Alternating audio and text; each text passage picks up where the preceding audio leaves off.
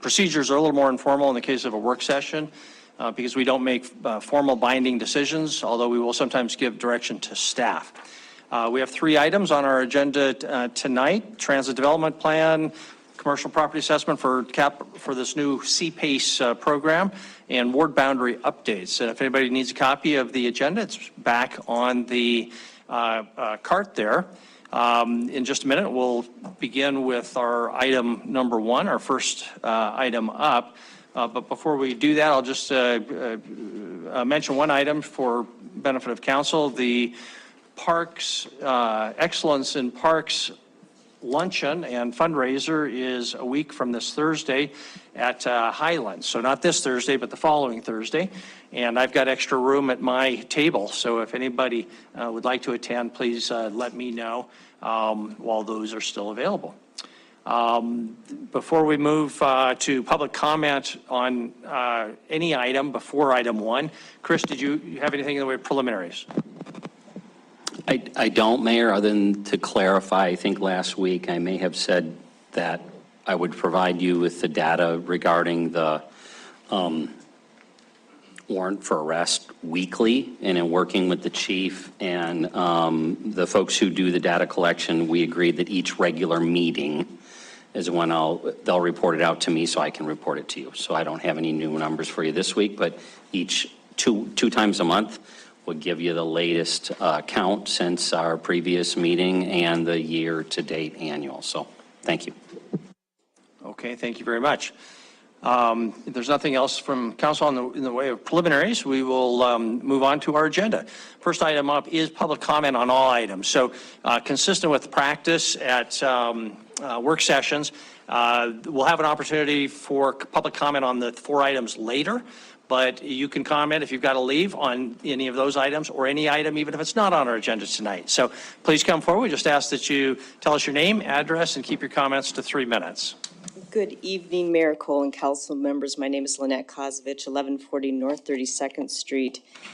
I'm here tonight representing the Substance Abuse Connect. It was fortunate to see a few of your faces last week, Thursday, when we had a transitional press conference. As Kristen Lundgren is stepping down and we're looking to the future, we've thought it was a very good idea to summarize everything that has happened over the last 3 years where we were implementing our plan. Many of you might remember this. This is October 2014. This was the Community Innovation Summit that really was the precursor to all the work that SAC has done over the last few years. But what was interesting about this press conference is we had all the press there. And afterwards, many of us were asked to interview, and they were really interested a lot about the public-private partnerships and how long this has actually extended. We talked about the work that had been done, but they were really interested about that. Even more interestingly, that didn't make it to the news, but I think they thought it was such an oddity. But what I'm here to tell you a little bit is summarizing some of the major points that we have done. This is a 10-page summary document that I'll leave you copies of. I think in your packet you got to see a summary. We were really fortunate that day that all the members of the executive team were there, and that's Rich St. John, Greg Upham, Chris, Leanne Brucehead couldn't be there. I was there, John Felton, Jennifer Aldifer from St. Vincent's Healthcare. Jesse Laslovich wasn't able to attend. Don Jones was there and Mike Linder was there. But as you probably remember, when we initiated all of our work over 3 years ago, we had 3 different categories: getting the structure done, having prevention, and then going into treatment and diversion. So just to summarize these really quick in 1 minute, in the prevention side, and you can see these yourself, there was an initiative that was rolled out through the school district called When the Game Slows Down, targeted at athletes, had over 42,000 engagements online on that program. On the ongoing social media campaign that addressed drug and alcohol, we had 23 focus groups with 408 at-risk youths that actually went through that, and some of them joined an anti-tobacco club. We had a virtual Ask a Therapist. We had 227 attendees with that, and our Facebook link received 4,000 hits from that. Readiness for legal recreational marijuana. We had 4 events with 150 participants. We also had a couple strictly school-based programs like the PACS Good Behavior Game, which has had great success. And then the Healthy Spark Pilot, which enrolled 43 women that were pregnant and substance using to get them in a sober environment, have a sober baby. When we turn to the treatment portion of that, we did the case management with probation and parolees. And I could certainly leave the rest of this with you because it's in detail.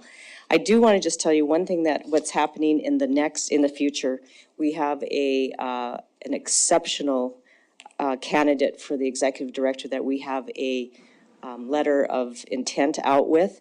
We're hoping to go with a 501c3 status, so this organization can stand alone, not have a fiscal agent. And then the new strategic planning for the next 3 years that follow up on this. So I can leave these with you. Please do, and all those statistics on the other programs, there's about a dozen different programs in there, are all set out in that nice publication. I could have done it in 4 minutes. Yeah, sure. Next. Greetings, Honorable Mayor and Council. Thank you. I'm Walt Donges, President of 406 Pride and Resource Center located at 310 North 27th Street. My husband reminded me last week that I had not yet come back to recognize the Mayor and Council for their support during Pride. Our theme for 2022 was Community Connections. This is how we did. We started our Pride celebration with the Yellowstone Boys and Girls Ranch children.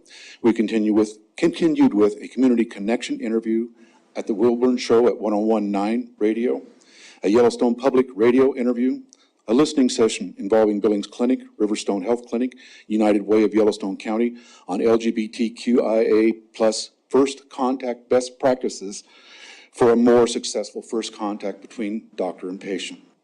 Our Drag Queen Story Hour brought 2,000 attendees to Zoo, Montana, and the record for most memberships in one day was broken more than once during that weekly celebration. 406 Pride sponsored 7 youth-focused events, games, movies, and crafts. We held a frank discussion with Rocky Mountain College's Coalition of Occupational Therapy Associates for Diversity. The Lofts Comedy events provided entertainment. An 18 and up drag show at the pub station had a packed house and a very successful night. We held our first Pride Parade in the new downtown parade route and our first festival under Sky Point.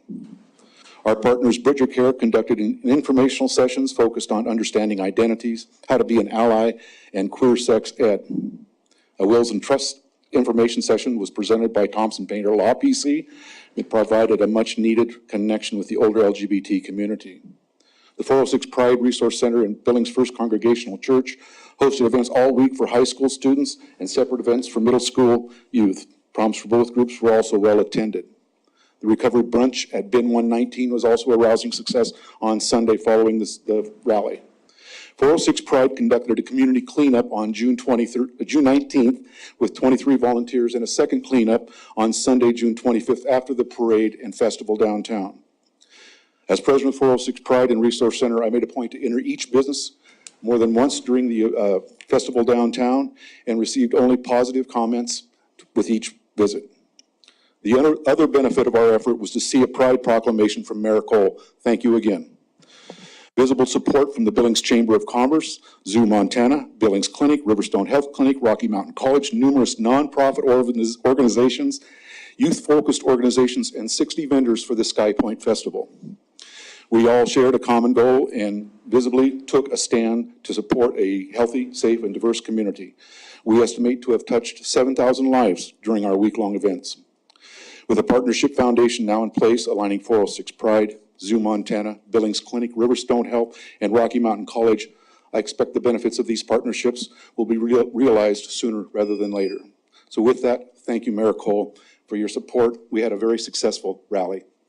Good timing. Thank you all. You must have practiced. Next. Any further public comment? Okay, thank you. We'll close public comment on all items. Move on to item number 1, Transit Development Plan. Rusty, you want to kick that off for us?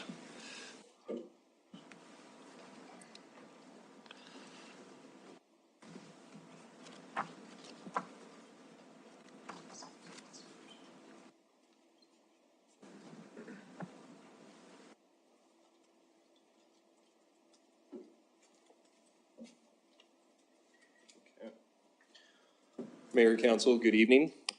As you all are no doubt aware, Met Transit staff and consulting group SRF have been working on a transit development plan over the course of actually about the last 8 months. We've had a number of events out in the community drawing interest or drawing attention to the fact that we're looking at this. Primarily, the plan itself is pretty much looking at potential improvements that we can make to the system.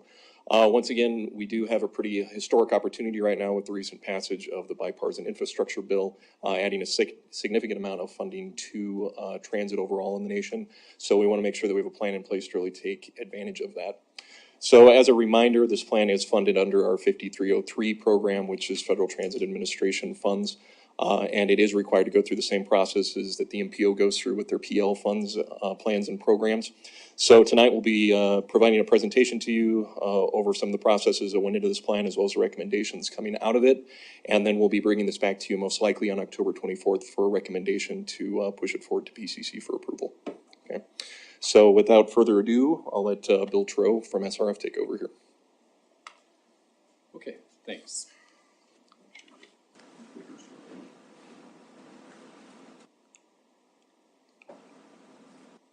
I'm not sure my clicker's working, but now it is real well.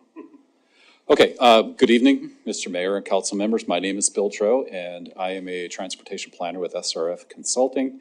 And as Rusty said, that we have been working about the last 8 months on updating the transit plan.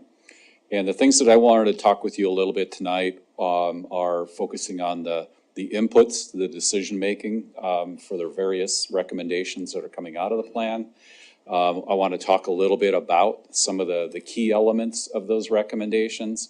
And not only, hey, well, these are the things that we are suggesting making some change to, but also what are the benefits associated with those changes. And then just give you a couple of minutes on what the next steps are to have all of the aspects of the plan implemented. So first here, looking at the decisions, that there are a number of aspects, a number of elements that go into the decision-making. Some of them are on the softer side when we're looking at public engagement, gathering input from riders, non-riders, residents within the community. And some of the other ones are a little bit more of the hard side of where are their good elements, where are their poor operating elements of the system, what is the funding that we have available, all of these various elements, and also the benefits and the costs associated with potential improvements. All of these elements went into the decisions that we incorporated into the overall plan. And what I wanted to do is kind of hit on a few of these various elements as we work our way through the presentation tonight. Is when we're looking at the current system, there are essentially 4 things that we're kind of looking at to understand the performance of the system. Is we looked at each of the routes in each of the segments, and one of the great things about Billings is that you have automatic passenger counters. So every location where people are getting on any of the transit buses, that there is a marker as to how much each of the locations is being used, where all those occur, which provides guys like me with just a tremendous amount of information. We'll hit on a little bit of that. So we are able to look at each of the routes, how they perform, but then also each of the segments of each of the routes to understand where there are positive parts of routes, where are there parts of routes that really aren't being all that productive, because there's, in reality, there's no such thing really as a terrible route, and there's no such thing as a great route. There are good parts and bad parts of each of the routes, and for a lot of times there are reasons why a route may travel down a particular street, even if there isn't a whole lot of activity along particular segments. Those are all the kinds of things that we had looked at. We also wanted to make sure that we were looking at, well, where might there some gaps in the system be? Are there areas within the metropolitan area or within the city where there is density to support transit and we don't have transit there? We wanted to make sure we understood where they were. And I think, and then one of the biggest things when we get into a community of this size is looking at where there are unproductive redundancies. Now, there are always redundancies, 2 routes that travel maybe the same roadway or some segments of the same roadways. But we want to make sure when those occur that they are productive and they're not essentially routes that are cannibalizing each other.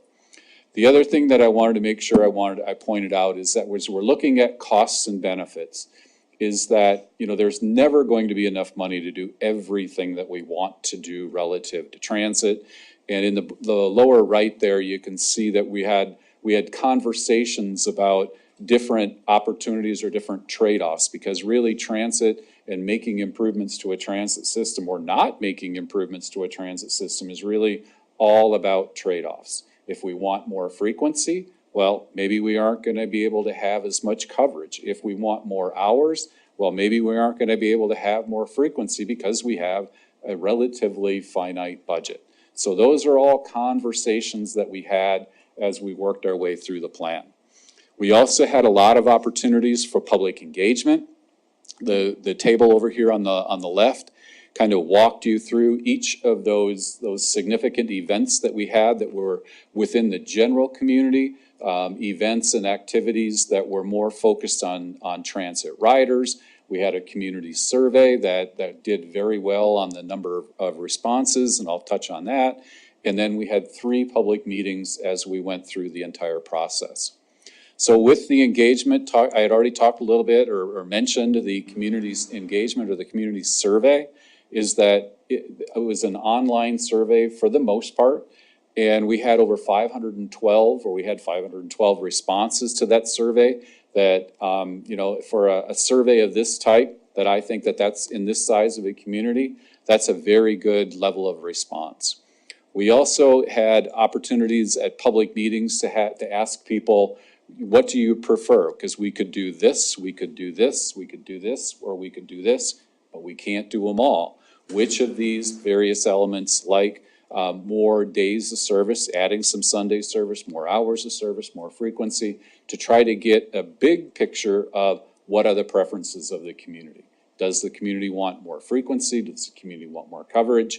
And we asked the question in a number of different times throughout the process in a number of different ways. And that these are a lot of the responses that we had gotten through our public engagement. So Rusty had identified or said that with the BIL that we're in a relatively, I would say, unique situation. That traditionally transit is seen over the course of various transportation bills, little increments of increase, essentially to account for inflation. So with the latest transportation bill, that transit has seen about a 30% increase over the course of the next 4 years in the transit funding that's available at the federal level. And in Billings, that comes out to be about an additional $540,000 per year. And that's $540,000 in our first fiscal year, and then after that there is then that about a 3 or a 4% increase per year in the federal funding. So that ends up being about a 30% increase in federal funding. Federal funding makes up about half of the budget, so that ends up being about a 15%, 18% increase in operating funding that there is for transit service in the region. And a lot of the transit plans that I've been doing over the last 5-6 years, that we've always assumed that a 15% is a stretch. And here we're looking at 15% as the likelihood. And that to me is a very positive aspect of the existing transportation bill. And there is the expectation that there is the local funding to support that match. So let's talk a little bit about how the improvements that we are talking about or the use of that increment of 30% in funding, how we are spreading that across the recommendations that we have. There are 2 big elements. What we're calling is the base redesign, which is essentially looking at the existing system and what we have done is made some relatively significant changes to the existing system, and I'll touch on those. But another element of that is creating a more consistent schedule that I'll hit on. And then we're also looking at some route expansion opportunities. we're looking at expansion in the service day opportunities, and we're looking at some frequency opportunities to use those funding improvements. So the first thing I wanted to touch on is the system redesign, is that this essentially takes up the bulk of the funding that there is, because we're essentially taking what we have for service and reworking the service throughout the system. And I'll talk a little bit about our recommendations or some of the differences in the system here in a minute. But this is the bulk of the recommendation that we have. And then one of the other elements is looking at the part of that baseline redesign is working on the schedule.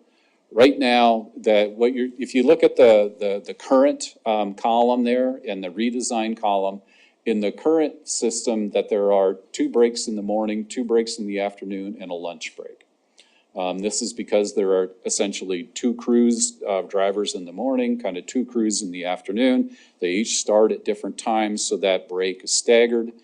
And what that does is essentially moves ahead the schedule throughout the course of the day, so that if you're picking up this particular route, leaving the downtown transit center, that first run in the morning, well, it's going to be leaving at 6:20. Well, in most transit systems, you think, well, that's 20 minutes past the hour. I should be able to come back at noon, 20 minutes after noon, and pick it up again. But here you can see as well, that run isn't even made at that 20 minutes after noon.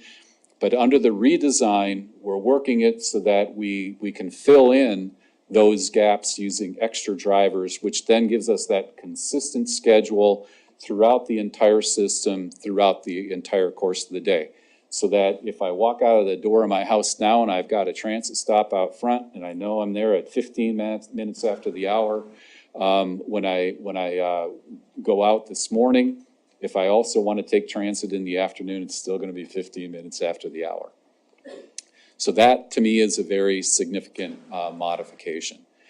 So in the redesign, that I just wanted to talk a little bit about the concept that we're coming up with, that I'm referring to it as a hybrid grid. That in transit there are some very basic service planning options. One is a radial system, much like we have here today.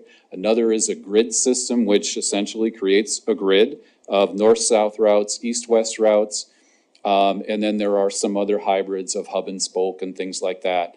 But what we're suggesting here is that we're looking at a hybrid grid.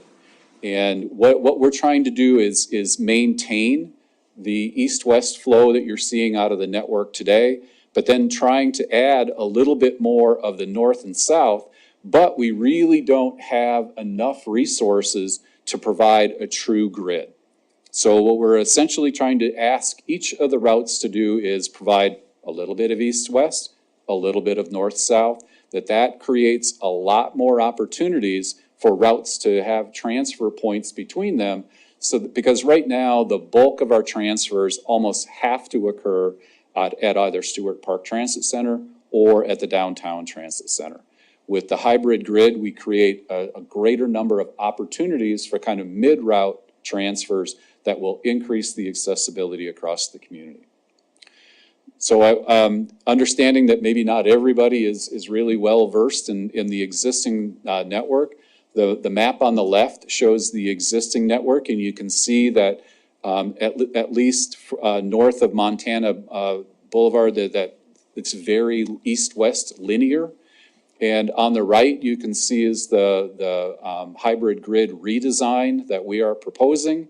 That has a lot less long east-west runs, more a little bit north-south, a little bit east-west. Again, providing a significantly greater number of opportunities to transfer to make different types of trips in town without having to go as far out of your way as you might have to today. Okay, so if we move on, that was just there to show a bigger map. So if we move on to the next piece is some route expansion, is the first element that we would use with the increment of dollars that we have. And one of the things I wanted to point out here is the map that I'm showing here is essentially the redesign or the baseline redesign. And one of the aspects of the baseline redesign is that we would be removing the service that is presently going north and south on Shiloh, and some of the service that is up on Poly. Those are corridors that presently have service today. Those are not exactly corridors that have a lot of productivity.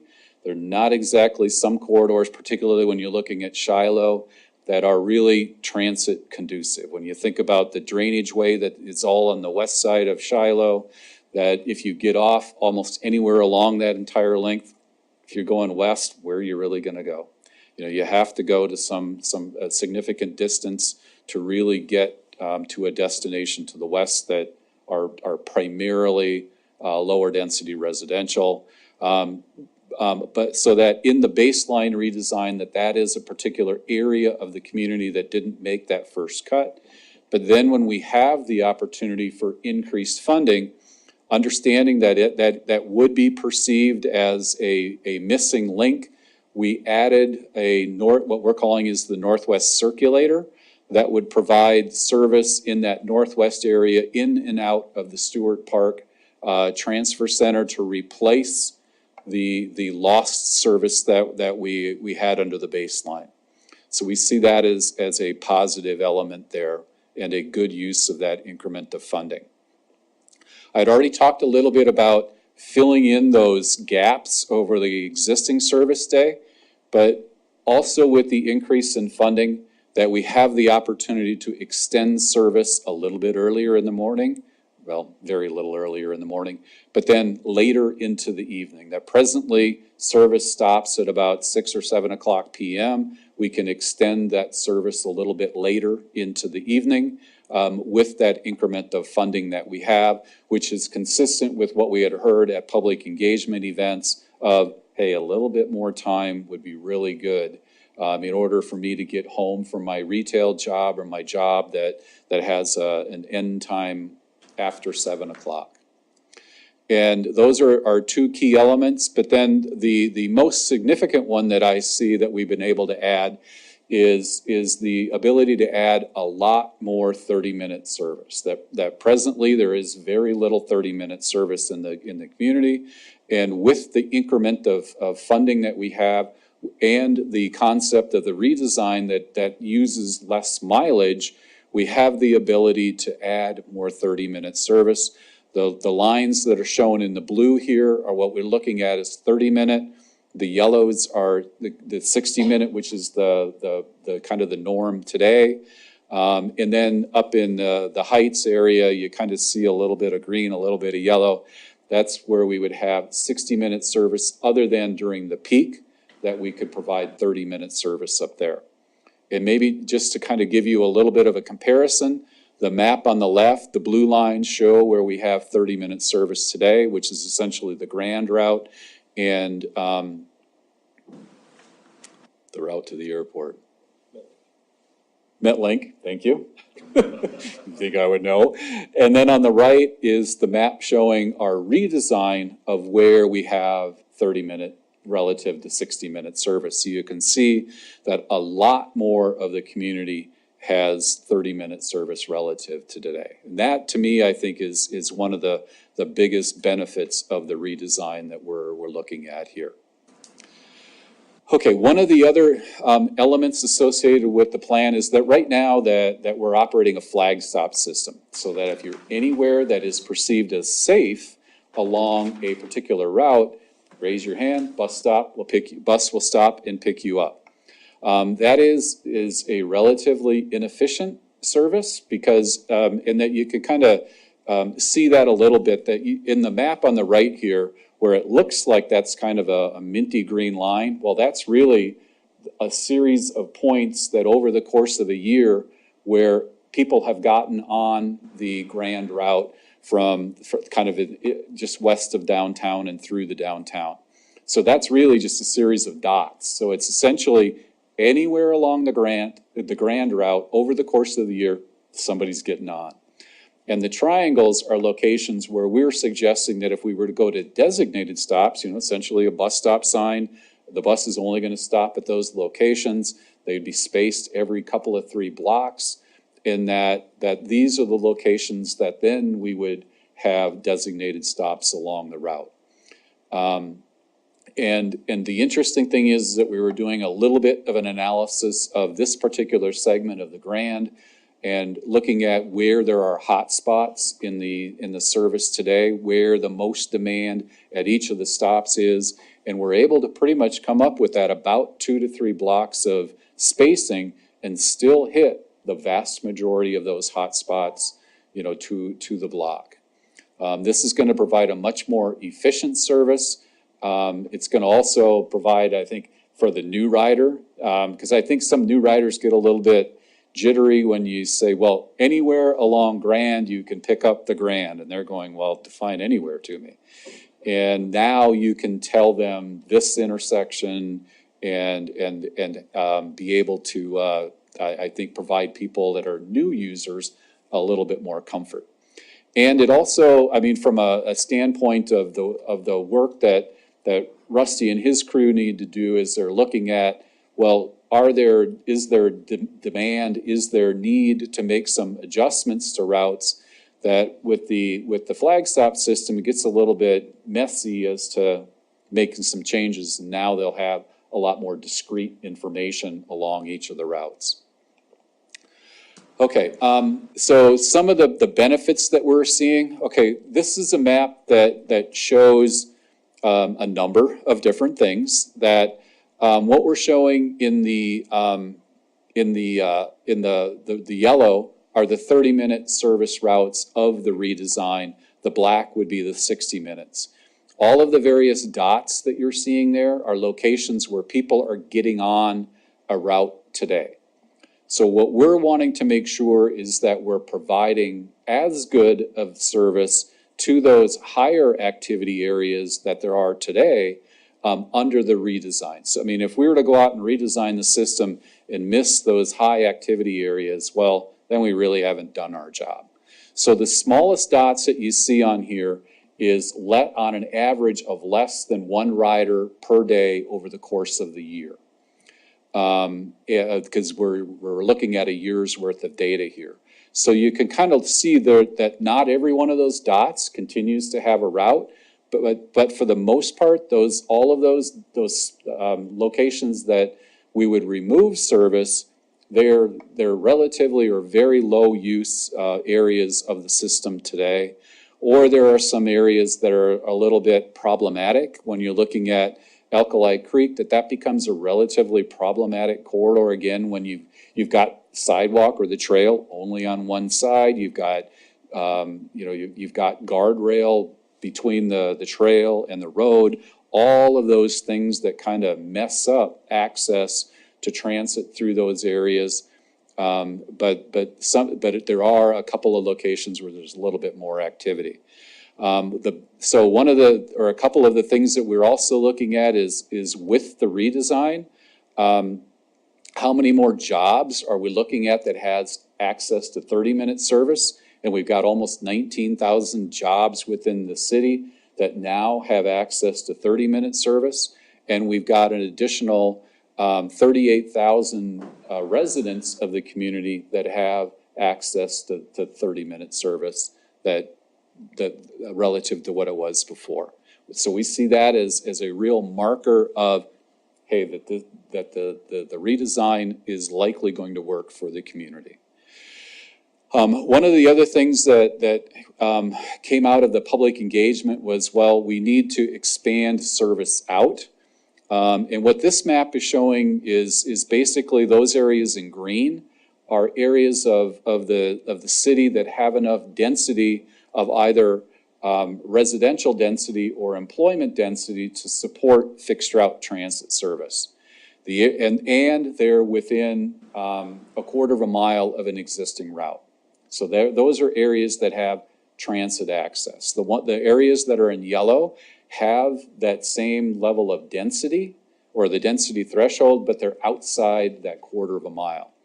So when you're thinking about, well, you know, a lot of our development is occurring outside or to the west of Shiloh or to the north or in other areas of Billings Heights, that But what we're saying is that the bulk of those areas can't really support fixed route transit service because they don't have the density. So the idea of continuing to expand the footprint is not likely going to result in a very good return on your investment from a ridership standpoint. Now, that's not to say you can't do it. If there are particular areas that you say, well, we want to provide service to that area, there's no real golden rule saying you can't do it, but it's not likely going to be a very productive modification. But not everything, not all of the decisions are based on productivity. So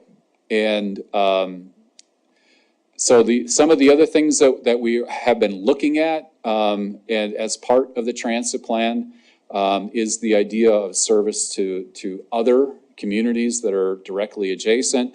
These are some concepts that we had looked at to provide service to Lockwood, understanding that the density of Lockwood is not spectacularly high. We looked at a relative range of service from fixed route service that would be hourly to more demand response service, so that people would call, make a reservation for the service to come get them, or another concept that that is relatively new called flex route. That is essentially that the service would be app based, and that you could make your reservation that you would have the transit bus at a particular location that's predetermined, but then it would take you back likely to the downtown transit center. So these are just out there for informational purposes as you continue to move forward and think about the Billings relationship to the entire region, because when Federal Transit Administration is looking at funding in the area, they're looking at the entire metropolitan area, not just the city of Billings. Okay, the next steps that we are in the process now of working our way through approval of the plan, that a draft is out there. But then the next step after we get the plan all approved is then starting to look at implementation, which I think the first part of that is working our way from the flag stop system to more of the fixed stop system. And that involves some more analysis of routes, analysis of where there's ridership, but then a whole lot of putting up a whole bunch of signs that we're estimating that about 600 signs would be needed. Because if you're going to designated stops, you want people to know exactly where they are. But then also expanding the workforce, because if we're providing more revenue hours of service, we need more people. And I think we all understand that is going to be a little bit of a challenge. So that is what I have for you this evening. Well, thank you, Bill. And for anybody who was fortunate to go to any of the open houses, they were very impressive. And Bill and your organization are very impressive. You obviously didn't just fall off the turnip bus, I guess. So I'm sure we've got lots of questions. There's a lot here. We often start, just to make sure everybody has a chance, we often start Ward 1, but we won't do that this time. Councilmember Rufus, you mind if we start on your end? Okay. Okay. We'll come down from there. Councilmember Boyette. Thank you, Mayor. I'm impressed. This is very well done.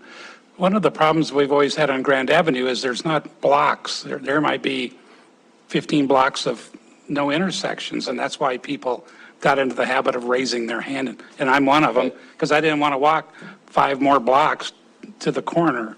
So I can see if you have some designated areas, I think that would be the benefit of having it. So thank you. Councilor Puritan. Thank you. Thanks, Bill. I did have a couple of questions, and you just addressed it with expanding the schedule for consistency, is that it would require more drivers. Yeah. Do we have the buses?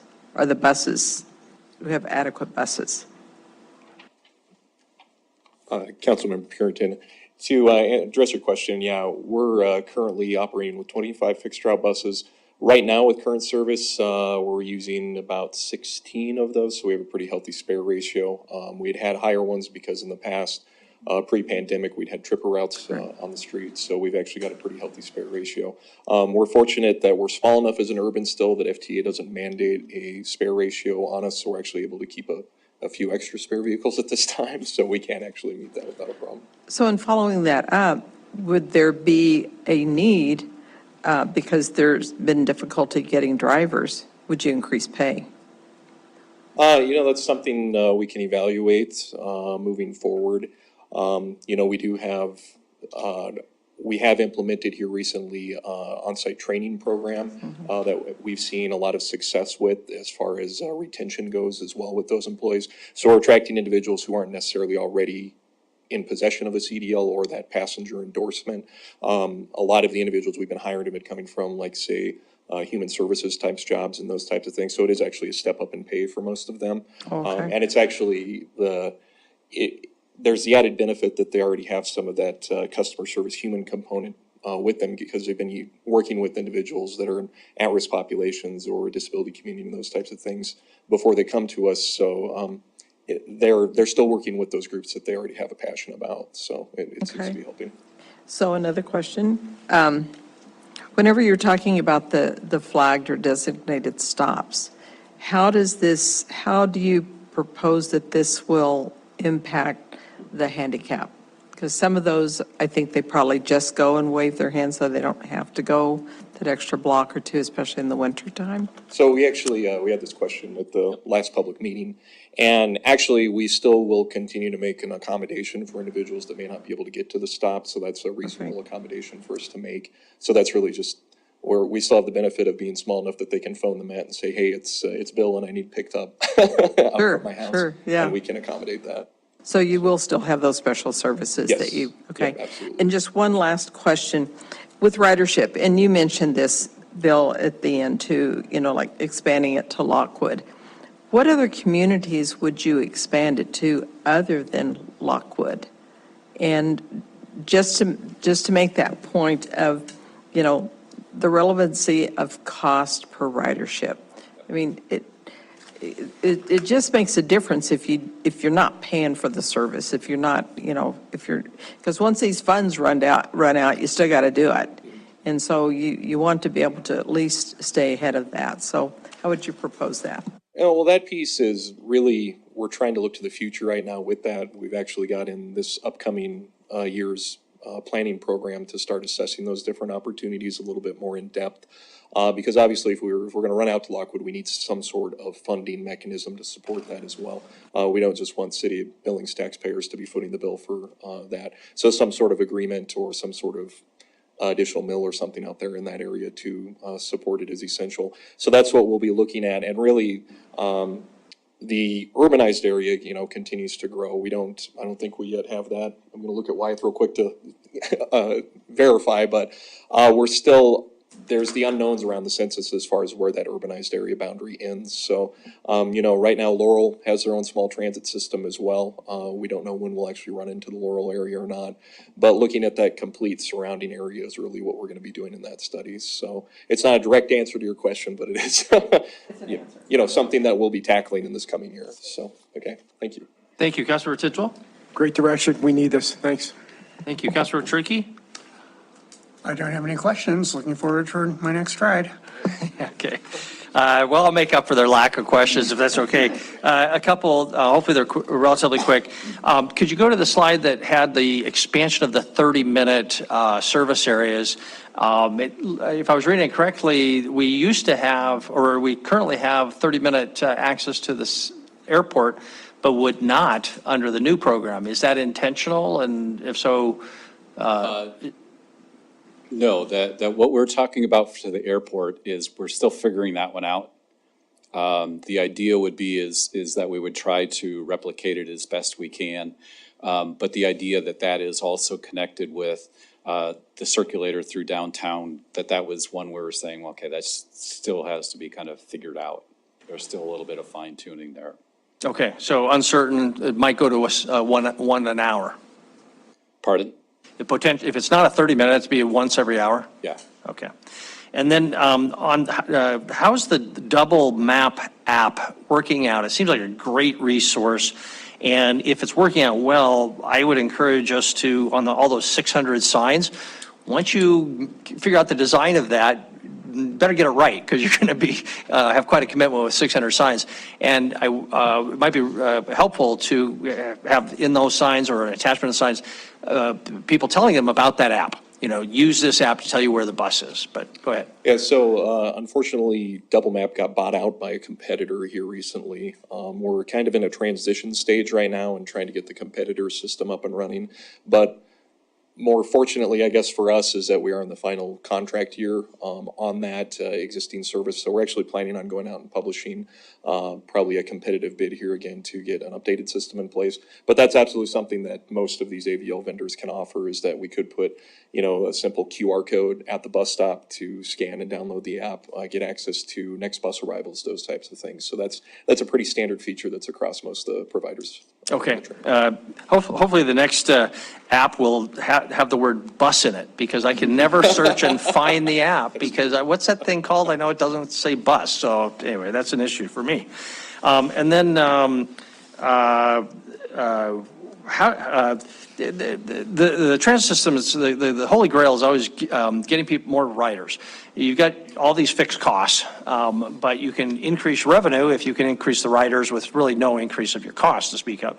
So what's the key? And I guess I'm really looking at Bill. Do you have experience where you've seen programs that really work in increasing ridership, in particular to get people on the bus the first time? Because I assume that once they're on the first time, you've gotten over a huge barrier. Can you comment? Okay, it boils down to one word, and it's frequency. That I'm only going to use the bus if it's convenient. And adding frequency adds convenience. So the idea here of being able to come up with a lot more 30-minute routes is substantially adding to the convenience. So it will result in an increase in ridership. Okay, great. And last question, there's a local match component for all these extra federal dollars. Where is that money going to come from? And are we looking at issues coming up with those dollars? So currently, as far as our projections on the increases go for the federal funding, we do currently actually bring in enough local revenue to meet that. It's generally a 50-50 match that's required on operation funds. So the increases that Bill was showing in the previous slides is actually on top of 2019 levels. That's what the entire BIL was built off of. So we were running about 1.9 million in federal funds, probably with that 2019 funding. And as far as local mills, right now we're around 2.3 million. We have about another 800,000 to $1 million in state funds that's coming in. So we do have adequate cushion there for these federal funds to increase. So in the coming years, we'll definitely have to look at, once we start running up against that match level, what the next steps will be as far as continuing. But we don't have to add funding, local funding at this point. Okay, thank you very much. Councilmember Joy? Thank you, Mayor and Council. I have a question, and I'm very happy to see that you've come up with another north-south as the crosstown rider. I really like the idea. It really helps a lot when you can go east-west and then north-south. But when you can only go east-west and yeah, thank you very much for that. You can go fast, but you can't get where you want to go. Thank you. My question is about crosswalks along Broadwater, Central, and Grand. There are long stretches without any crosswalks. So how do we want to, is there some way that we can address some of that? Thank you. Well, we're actually, and this is something that the MPO has been working with us on as far as having a consistent message regarding that. We are all very aware that there are some areas in the community that are in need of improved pedestrian facilities and multimodal options. So really, in the past, we may not have been as good about communicating that, especially from the transit side of things, because that really limits, when you don't have a crosswalk, that really limits the ability for a person to board the bus, because if you can't get across the street. So that's really something we're trying to tackle internally right now, especially in our communications with both planning and engineering, just to start bringing some of those issues to the forefront in some of these discussions. But it's definitely, as you said, it's pretty essential to ensuring that the system is accessible. Thank you. Thank you. Councilmember Rowan? Thank you, Mayor. I just have a couple of questions, if that's all right.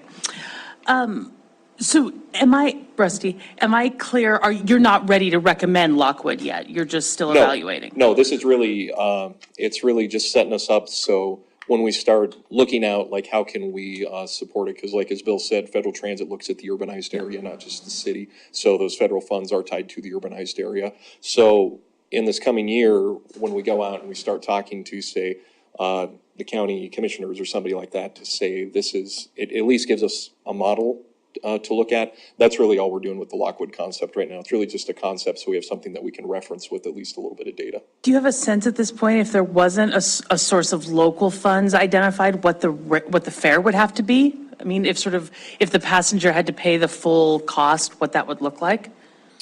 I don't think we broke that actually Okay, down. that's based fine. on the That's a fine projected answer. ridership versus cost. Okay, you'd probably be looking at a fare.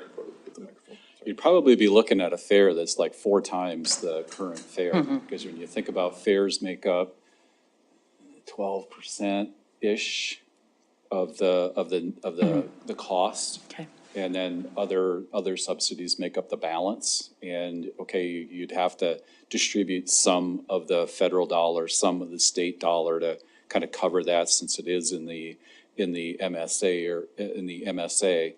But, you know, the local dollar, then if you're gonna cover that with fares, that's another 30%-ish. So I see here, I'm really pleased to see the increase of 30-minute service into the Heights, but it does look like we're cutting a little bit of service in the Heights too. It looks like we've taken out a big chunk of Wicks. And when you were looking at surveys and public engagement, did you have any opportunity to talk to high schoolers or middle schoolers who might rely on that to get to school? So the service that's there, and that's where we'd be having the 30-minute and the hour service on that one, is that that still provides service to the high school area. And I see that it goes to Skyview, but you've cut out Wicks there, because we used to run the bus up Wicks, right? Yes, so in all actuality, so we have, Bill referred to them earlier, we have automatic passenger counters on our bus. So they're these little cameras that are above the door that really provide the geolocation of people getting on and off. So you do see some service there, but it is those less than 1 boardings a day. The majority of the students that are boarding are really in that Lake Elmo area. We get a large concentration along Lake Elmo. We also get a large concentration over by Cherry Creek as far as the travel to Skyview. So we definitely took that into consideration to make sure that we're still serving those students that rely on us daily. That's one of the reasons we also talked about that Northwest Circulator again, because we have a large number of students out at the Will James area that actually use a T3 over there to currently go to school. So, yeah, so that's where the majority of those students are actually coming from in those areas. And just, if I could, when you all analyze these demand patterns, was there any consideration of like a weekend night service? There is, in the survey, I think there was Sunday service was one of the questions, right? And Bill, I don't know if you can roll back to the survey. Really what we did was identify the top 3 responses to it. So yeah, there's definitely, I mean, there's people that would love Sunday service in the community. There's people that would like late night service and so forth. But yeah, I'm thinking like a DUI reduction type initiative. Yeah, It's what I'm thinking. Absolutely. I would, less church. The 2 a.m. More, route. more post-bar. Yep. Yeah, so I mean, it's definitely something that we asked about and considered. It's just that we focused really on those top 3 results where it was increased in frequency, consistent scheduling, and really that little bit later. I'm almost Yeah, there. Bill's almost there, but it's okay. That's fine. And then my last question, and this you may not be prepared to answer today, but I had asked Chris about it a while ago and just didn't get an answer, so I'm going to throw it at you. And if you just want to take it and think about it. We've talked a lot here on council about sober living, and so we've heard a lot that people with substance use disorder are protected class under the ADA, which I think people who are protected under the ADA are eligible for paratransit services. It wouldn't, so generally paratransit services, you need to have a disability that significantly inhibits your ability to get to the fixed route bus. Right, I'm with you. Yeah, so generally, not generally, actually, our application requires just a medical certification with it. So we go off pretty much what the doctor tells us. I'm with you so far. Yeah. So my question is, as we're considering things like a crisis response unit, and as we're considering under public safety more diversion programs and getting people into treatment, has there been any conversation at a policy level about how we might be able to use some type of on-demand, whether it's para or some other type of on-demand service, to ensure that people are getting to treatment? Because chronically, what I hear from providers in this community is people get ordered to, or they agree to diversion programs, but then they never show up for their appointments on a consistent basis. And that makes our providers hemorrhage money, and it doesn't make our programs for public safety successful. So have we thought about that targeted population at all? Somewhat. I'll phrase it that way. So we have, what we have is called the Community Coordination or Transportation Coordination Group. We meet quarterly, and that's a requirement of part of our federal funding, is that we have this coordination group in place. So we have talked with organizations such as Montana Rescue Mission, because they have a number of individuals who do go to treatment programs and so forth. So in those discussions, though, we pretty much landed on that demand response was too costly for MRM to meet even the subsidy amount on that. So we actually do have a reduced cost fare program for them right now. They buy, through one of our pass programs, they buy passes for the individuals to utilize the fixed route bus. Right now, our downtown circulator does generally get the individuals to their treatment programs in the medical corridor. So that is one place where we've been addressing those. And it is a conversation that comes up, that's definitely brought up in that coordination group. Okay, good, thank you. Thank you. Councilmember Shaw? Thank you. Great work. I attended one of the presentations. It was really well done. Just one hopefully easy question is about bus shelters. So you kind of touched on that. Where did that conversation land? Are we getting more shelters for, especially I'm thinking these routes where you've only got a pickup once an hour. You might have people waiting out there for a while in the snow.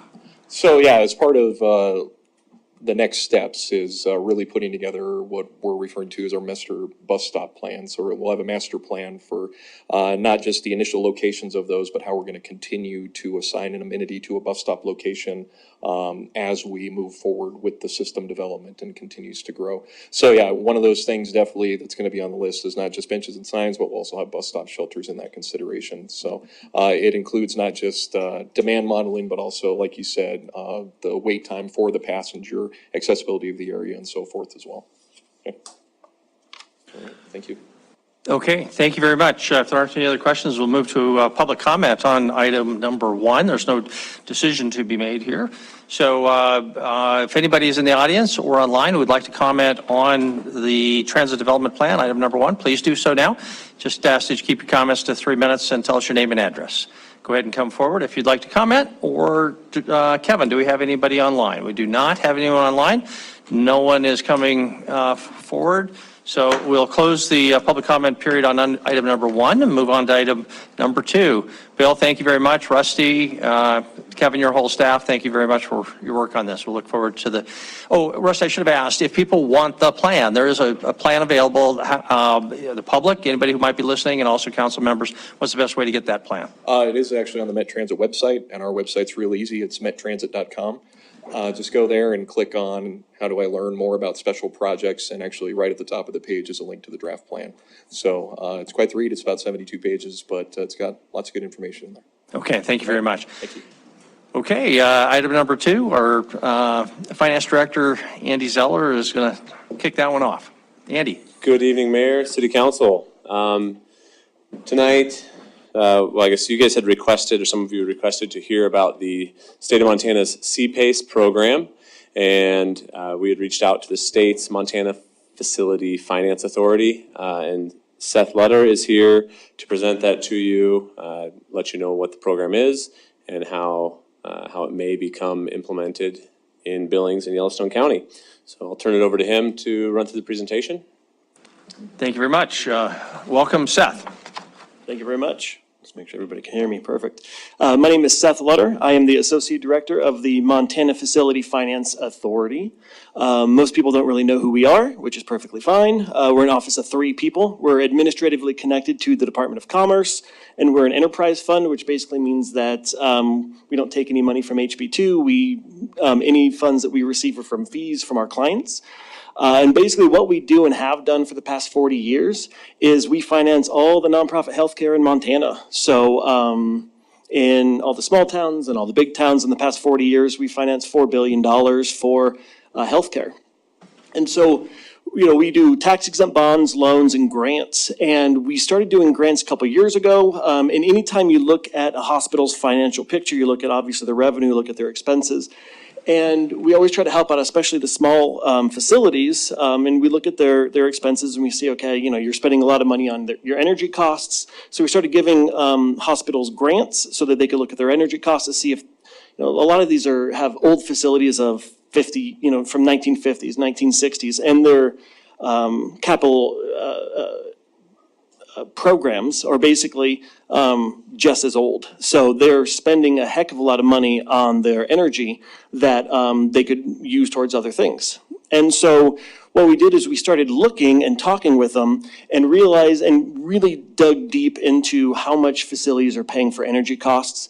And what we found is basically wasted energy means wasted money, not just for healthcare facilities, but also for basically any Montana business. And so on average, Montana businesses, commercial and industrial, spend about $1.2 billion a year on their energy costs, which is fine. However, 30% of all energy costs is what's considered wasted energy, which is basically they're paying for it, but they're not really using it. And the reason why they're not using it is because they're heating the outside of an old building just as much as they're heating the inside of an old building. They have, in Macomb County, we had a hospital there that their boiler was from the 1940s and they didn't make parts for it anymore. So they had to bring somebody out to manufacture like blacksmith parts for this old boiler system. And obviously that's expensive. It also caught fire on the outside, which is not really what it's supposed to do. So looking at all these old systems and going, okay, it needs to be replaced. How can we help you replace and how can we help you save money? Because in essence, the program that we're looking at that we're part of and I'm going to be discussing with you right now is all about economic development for these businesses. So, if 30% of energy is considered wasted energy, that's $353 million a year that Montana businesses are spending that they're not actually using. So, entrance, good old commercial property assessed capital enhancements. So it's CPACE program. And because we started doing a lot of work with hospitals and looking at different grants for how we can help them save money, we were asked to be the statewide administrators of this program. And we said, okay, let's look at it. And so the legislature just passed it this past session. We launched it January 1st of this year. And in essence, what it is, like I said, it is an economic development financing program. That's what it is. And what it does is it helps businesses save energy, save water, and generate renewable energy. But in essence, it's so that they can save money. That's really all it is. And there's two aspects of CPACE that have it kind of stand out. One of them is the savings have to cover the cost of the financing. So this is a requirement because, again, our goal is so these businesses save money, period. It is all about them saving money. So any improvements that they make, we have to look at those and look at the average savings and say, okay, is this actually going to save them money over the length of the improvement? If the answer is yes, phenomenal, let's move forward. The second part, and the reason why I'm here talking with you all as well, is because another aspect that also makes this financing structure stand out is it's paid back on a special assessment on the property taxes. This is in 38 different states right now. Basically, think of it like an SID, like a special improvement district. You have an improvement done on a piece of property, they pay back that improvement on the property taxes. It's exactly the same process that we use here. So it's basically just a financing structure so that businesses can save money and they pay it back just like an SID. The different types of measures that can be financed through this, again, is all about trying to save energy and trying to save water for the business. So HVAC systems, lighting, solar if they wanted, the building envelope, and we can look at anything that really saves energy or saves water that saves money. That's the end of it. So anything really that has to do with that, we can finance under CPACE. The different types of eligible properties, commercial, industrial, mixed use, agricultural, and multifamily if it's 4 units or more. We work with hospitals, like I said, on a daily basis. Nonprofits are completely eligible under this as well. And any type of eligible projects can be new construction. So if it's a brand new development, and I'll kind of go through a development that we financed with this in a little bit later, but retrofit, and that's kind of the big one, is looking at these old buildings. I live in Great Falls. Our downtown is just old buildings, old brick buildings. And some of them, had a fire 12 years ago that still don't have a roof on them. And so if someone's looking at getting these and revamping them and retrofitting them, let's get as energy efficient projects in there as possible so that they can save money on it. We can also help finance the retroactive, which is if a building has done a project within the past 36 months, they can basically get refinanced through CPACE. So the process for CPACE, like I mentioned, local government has to establish a district, much like an SID, so we do that, talk with local governments. We then, the building owner completes an energy audit. Okay, what energy upgrades on my building can I look at that's going to save money over cost? Second step is they submit an application to us. Our goal, we're the administrators of this program. We don't finance it. There's no federal funds in this. There's no local, state funds in this. This is all private lending from local Montana banks or national banks. So our goal is basically, let's make sure that the building owner is following the steps that is required by legislation. That's what we do. And with that, one of the aspects that we have to look at is consumer protection. If a building owner gets an energy audit and the energy audit says, it's going to save you $50,000, well, let's have an independent review done just to verify that those numbers are correct. So we don't want someone coming in and overselling on an energy system that's going to save them money, and then it turns out not to happen. So our goal is to be the statewide administrators to do the consumer protection aspect, and we require an independent review to do that. Next step, we approve it. Do the savings outweigh the cost? Perfect, let's move forward. The owner then negotiates financing with the lender. Again, there's no federal funds, no state funds. This is all through private lending to private business. We don't want to be involved in any sort of money going back and forth that way.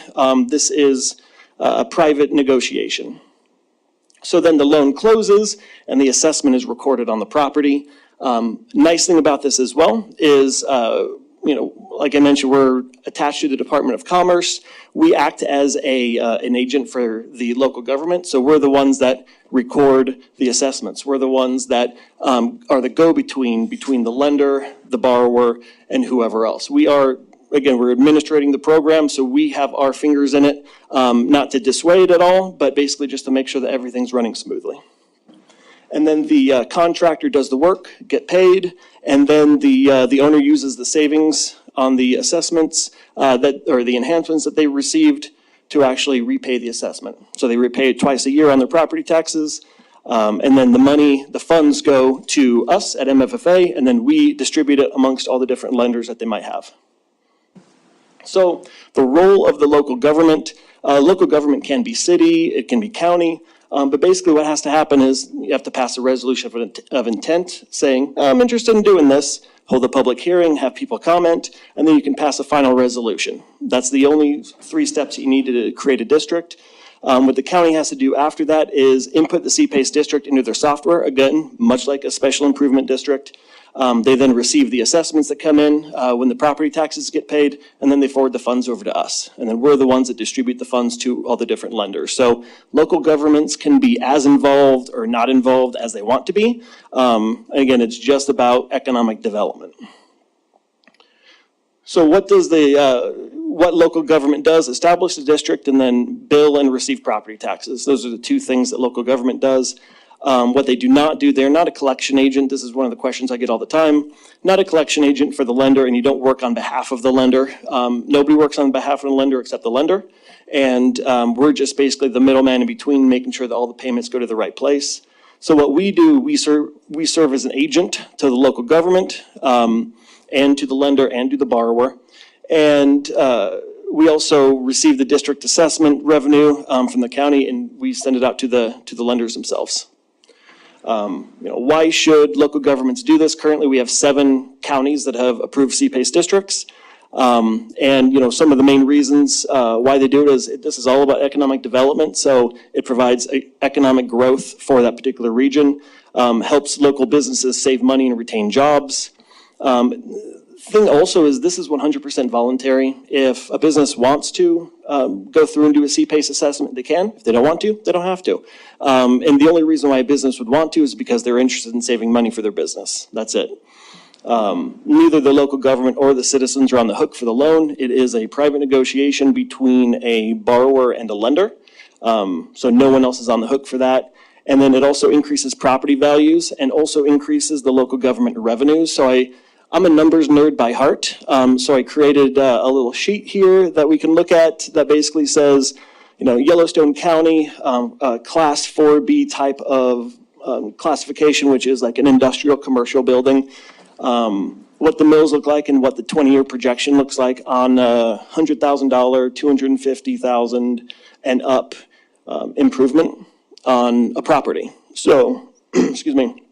So like for instance, we did a CPACE financing for the Bridger Brewing facility near Three Forks, and that was a $5.5 million sewer water treatment system that we helped finance through CPACE. So, and obviously the mills are going to be a little different in Broadwater County compared to Yellowstone, but $5.5 million over a 20-year period brings into the county $400,000 in additional revenue. So apart from helping out local businesses, this also allows counties to receive more revenue as well through the property taxes.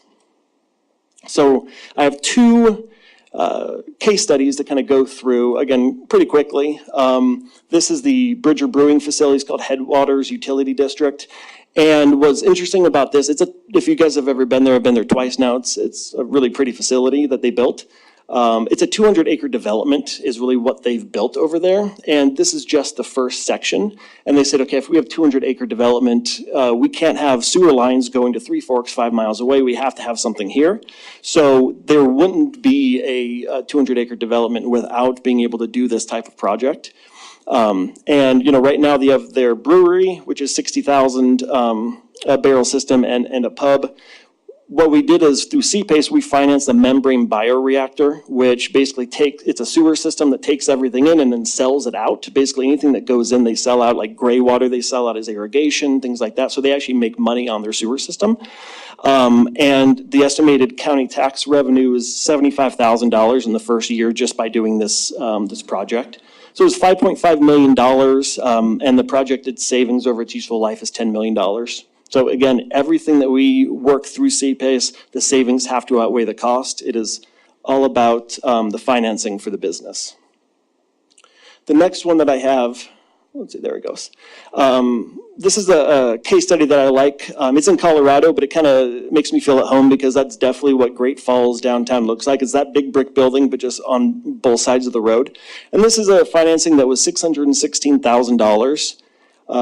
They did insulation, lighting, window glazing, rooftop solar, heating and cooling. And so the total savings over a 20-year period was $779,000. So are the savings greater than the cost? Yes, they are. Is it about energy and water? Yes, it is.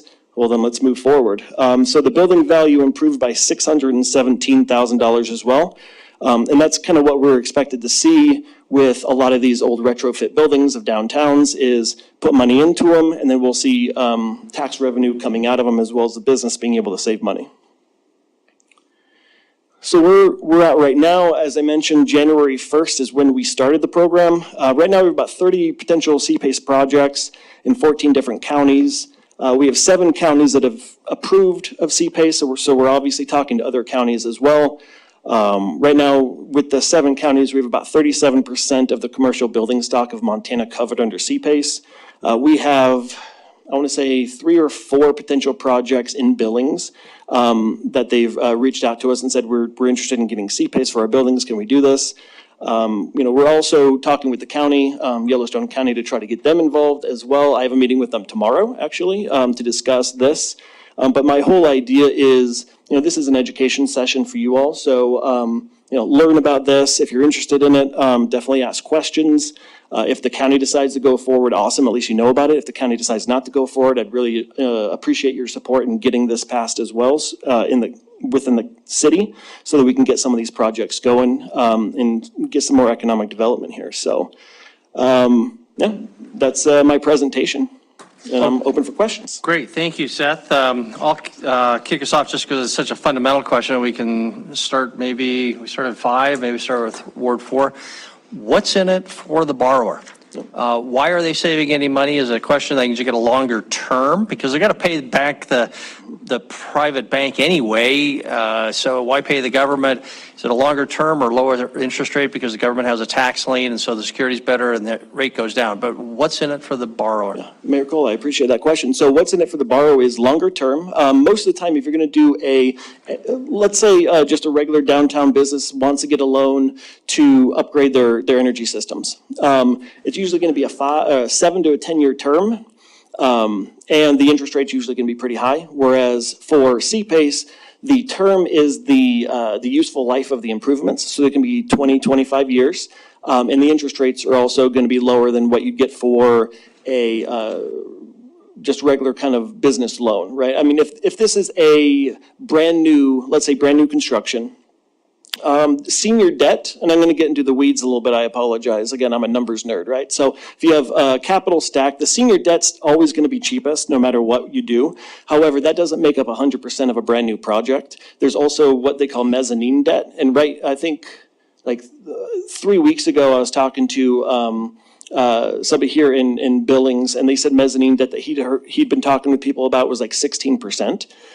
Which mezzanine debt basically takes up all the rest or a portion of the rest of a capital stack so that a business can do this type of project or some sort of project. The financing that we did for Bridger Brewing, that $5.5 million, was 5.15% over 25 years. So, and when we got the term sheets in, some of the term sheets said it could go out to 30 or 35 years if they wanted to. So longer term, with longer term, they can also get lower rates. Lower rates means more savings. Okay, thank you. If we start with Ward 4, Councilmember Purington. Thank you. Thanks, Seth. Some of the questions that I had, and I'm still not convinced. I had spoken with Adam earlier today, and we had a conversation about some of these things. But, the mayor asked, what's in it for the borrower? Why should the government get involved in this? That's kind of my biggest question. And you say we're not the bill collector, but we are the bill collector. And, what happens if there's a default on the bill? And, if it's all private money is between the borrower and the lender, why does government have to get involved in it? Yeah, Councilmember Purington, that's a good question. I get that question all the time. Basically, why the government, why we are involved whatsoever in this whole process, and why local governments and districts would be, is so it goes on the tax roll, right? And then the question is, well, why does it need to be on the tax roll? The main thing right there is savings for the borrower. And the reason why that is the lenders themselves offer lower rates depending on the kind of collateral and security that they receive. Being on the tax assessment itself is practically the best and the best collateral position they can have, and offers the least amount of risk, because no matter what, they're going to get paid back. And so they can offer a lower rate. So for the borrower, it's a kind of a roundabout way, but for the borrower, the reason why it's good for them is because the lower rate from the lenders themselves. And the reason, again, why we're involved is just to assist and make sure that the districts are created. And what happens if there's a default? The default would go exactly the same way as a regular tax default, or if somebody doesn't pay their special improvement district assessments. So it would follow exactly the same pattern as that. And I don't know if we have a lot of bankers in here, but basically the process with that is if a business decides, oh, I'm not going to pay my taxes at all, then it goes to default at that point. And I think it's 2.5 years of default until it goes to, let's say, an auction or somebody decides to buy it. But they still have to pay the full amount of the taxes that are due on it. So, and the taxes that are due would be any sort of assessments that are there, as well as a CPACE assessment. So no matter what, if somebody decides not to pay on it, the lender themselves would get paid.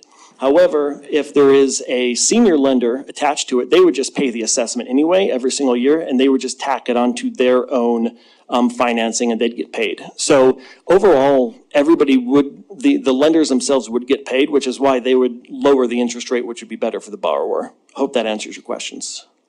Well, it kind of does, but I still don't see, in the end, the benefit would be, the increase in taxable value. But I still am seeing, especially whenever, it's my understanding there aren't that many banks in Montana that are actually doing it. They're national banks that are doing this. And so I guess I'm still not convinced that there's a role for government in being the bill collector. And whenever you talk about default, it's after 3 years in Montana, and then the fourth year, you do go into default, and then it's a bucket of worms. Yeah. And so I'm concerned that is an issue for me. And just moving along, also, when you talk about local government, you talk about city and then county. So does the county have to buy into this district, or just the city, or both? So only one has to buy into it. Basically, we would prefer, to be honest, we'd prefer the county, just because obviously it takes up a large geographic region. If not, then we're trying to get other cities involved that want to do it. But Billings can just opt in to do it. And then from that point, we can do CPACE assessments for businesses that want to take advantage of it within your area. So you're talking the city limits? Correct. Because quite a bit of Billings is the county. Yep, that's correct. Okay. Let me see, there seems to be like there was one other thing that I was going to ask. So the other thing was that realization of the energy savings, because that's the whole essence of why this is happening. Yeah. So how are those energy savings really equated, 20 years out to say, well, this is what you're going to get, this is what you're going to pay back? And so how does that work? Yeah, that's a great question. So the way that it's measured is we look at, or the energy audit looks at the current the current expense, energy expense, and then they look at, let's say, for instance, a building is wanting to put in a new HVAC system. So I'm just going to make up numbers real quick and say that the old HVAC system is like 40% effective, but they're going to replace it with an 80 to a 90% effective HVAC system. They can look at that and go, this is what your current energy bills are. This is how they're going to change if we do this new improvement. And then they go through usually it's basically like a cost of living increase of 2 to 3% year after year of potential savings, because that's what they assume the energy company is going to charge. For instance, I've seen a lot of these with solar. And so they can assume that the energy company is going to increase their costs by 2 or 3% every single year. So the savings that they're looking at on solar, because they're going to be off the grid or pretty close to being off the grid, they can look at those as estimated savings as well. So, but they look at over the full 20-year period and say, okay, this is what the savings look like, and it's kind of a little bit of an increase on the bar graph. Just one last question. Okay. Is it my understanding that there are only 20 states or something like that, or 30 states that have CPACE in their, working within their state? Montana was the 38th that passed CPACE legislation. So could you just be devil's advocate and say why the others haven't? Why the other ones haven't? Well, I think a lot of things depend on the personal philosophy of each one of the states. So I was kind of surprised Alaska just passed theirs like a couple months ago. I might not have really thought that Alaska would due to their energy kind of philosophies themselves. But I'm not really sure why a lot of them haven't. I think the main area might be that CPACE in itself is about 12 to 13 years old. It really isn't an old program that hasn't been around for 40 years. It's reasonably new. So like for us, we heard about it, I want to say it's been on our legislation docket 3 different times, and then the 3rd time it went through and it got passed. That might be for other states that haven't passed it as well. It might have gone on their docket, they might have discussed it, but they just haven't passed it yet. But being that it's only 12 years old, overall, nationally, that could be one of the reasons. Thank you. Councilmember Tidswell. Thanks, no question. Councilmember Tricky. Thank you, Mr. Mayor. 3 questions. So there's enabling legislation at the national level and then at the state level as well? Councilmember Cherokee, no, there's only on the state level. There's none on the national level. Okay, It's state by thank state. And how does your administration get funded?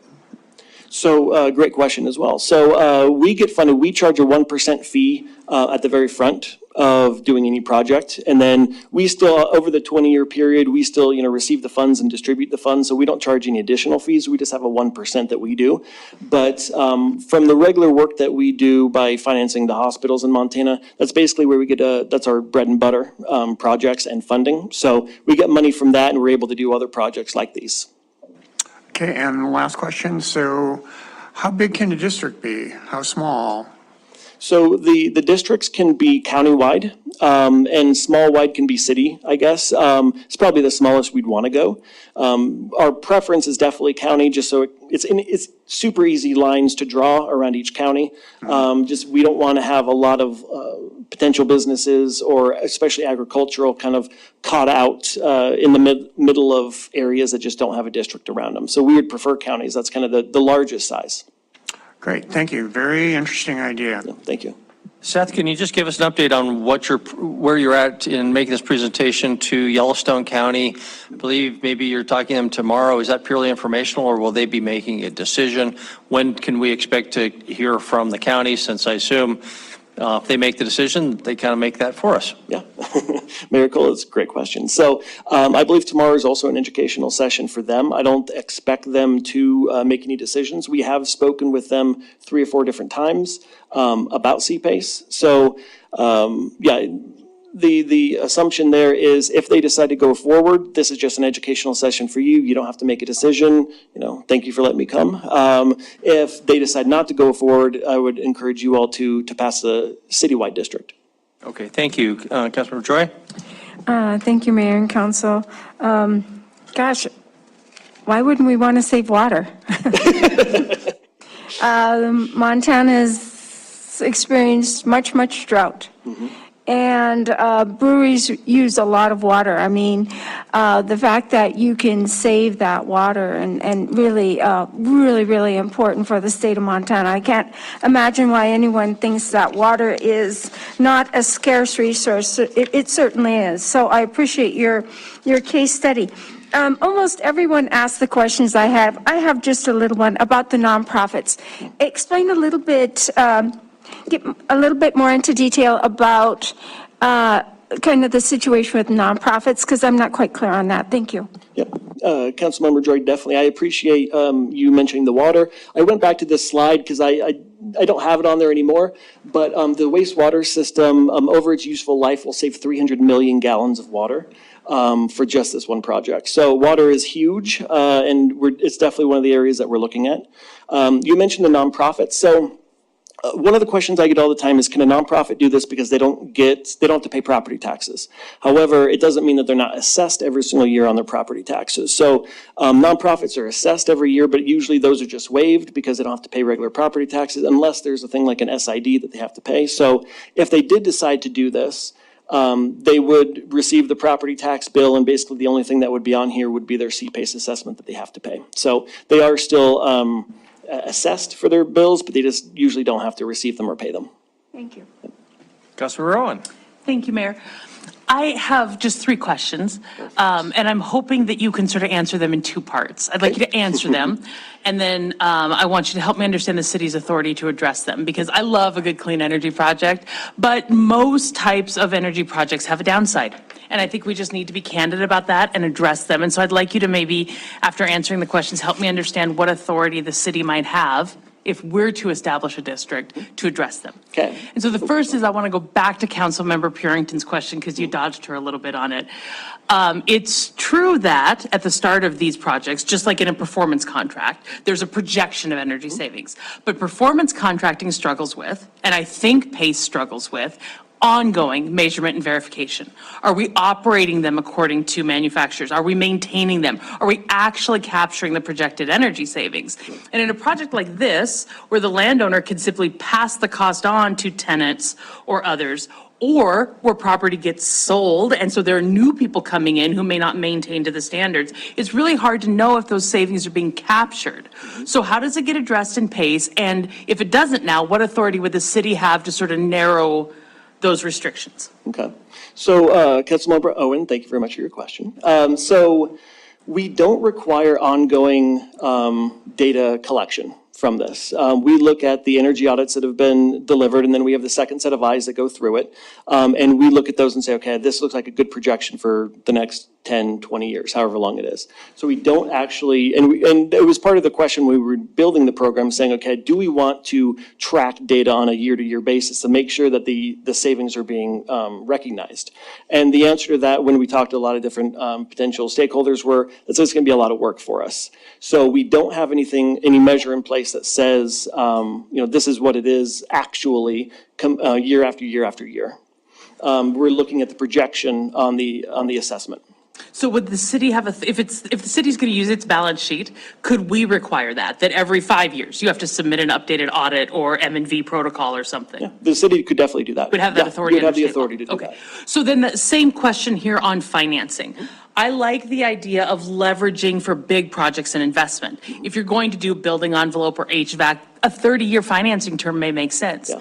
If you're doing water controls and lighting, you don't need 30 years to recover that cost. So under state law, can the financer restrict that period? And if not, can the city? Yep. Oh, definitely. So, and I would probably have the city do like less restrictor, obviously. But what's nice about it is, like lighting, for instance, LED lighting, they have a payback of 2.5 years, right? Because it's super efficient. I get that. Windows, on the other hand, have a 40-year payback because they're not really that efficient. Single pane compared to double pane, it really doesn't do too awful much. But what we can do is we can do an aggregate project. So if a building decides to do everything and then we look at it and the payback on all of it comes to 15 years, we can do 15 years. It doesn't have to stretch out to a 20-year period. So we're not stretching out just to make it cost effective. We're not saying, gosh, we're going to have to force this into 30 years so that you only have to pay $2 a year. And that's the thing is, again, it's all about trying to save them money. If we stretch it out, all that's going to do is cost the business even more money because we're stretching out the financing. And it locks people into old technology, which is what really concerns me, is if we're going to have an energy benefit, we have to stay current with technology, and 30 years on lighting is 400 lifetimes. Exactly. Yeah. Whereas like a water sewer treatment plant, 30 years makes a lot, it's probably gonna last 40 years. But no, completely correct. We want to look at the aggregate project life and use that.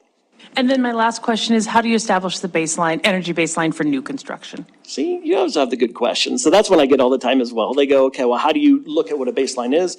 In our guidelines that we built, what we do is we look at what base is for Montana, right? Base codes for Montana, and anything above base code is considered energy efficient. So again, if we kind of look at the HVAC kind of example that I gave before, let's say base, and this isn't correct, I'm just using an example, but base in Montana, the energy efficiency of a HVAC is 50%. Anything above that's considered energy efficient, and we can utilize and recognize those savings as what we can use for paying down the cost. Thank you. Yeah. Thank you, Councilmember Shaw. Thank you. Great presentation. I, for one, anticipate supporting this if the county does not. I hope they do. I actually have a question for Andy. So people have had great questions about, businesses improving and saving, themselves money. What about the city? Would this be an effective tool for financing at the Stillwater building? So I guess I don't know if we're eligible, first of all. That Yeah, would be my that's- question to Seth. but- buildings are not eligible. Okay. Do not pay property taxes at all. And yeah, I guess my comment generally would be that, yeah, our ability to finance is, we're utilizing our tax base as the repayment method. So it's typically the best way to get the cheapest rates possible, so. Okay, thanks. Okay. Oh, thank you very much. Sorry.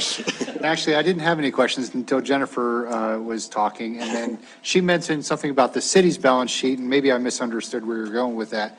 There's nothing here at all that's on the city's balance sheet. The city has no obligations or any really interest at all in any of these loans. They're all essentially through the, from the companies and the state fund, or the private lenders, actually.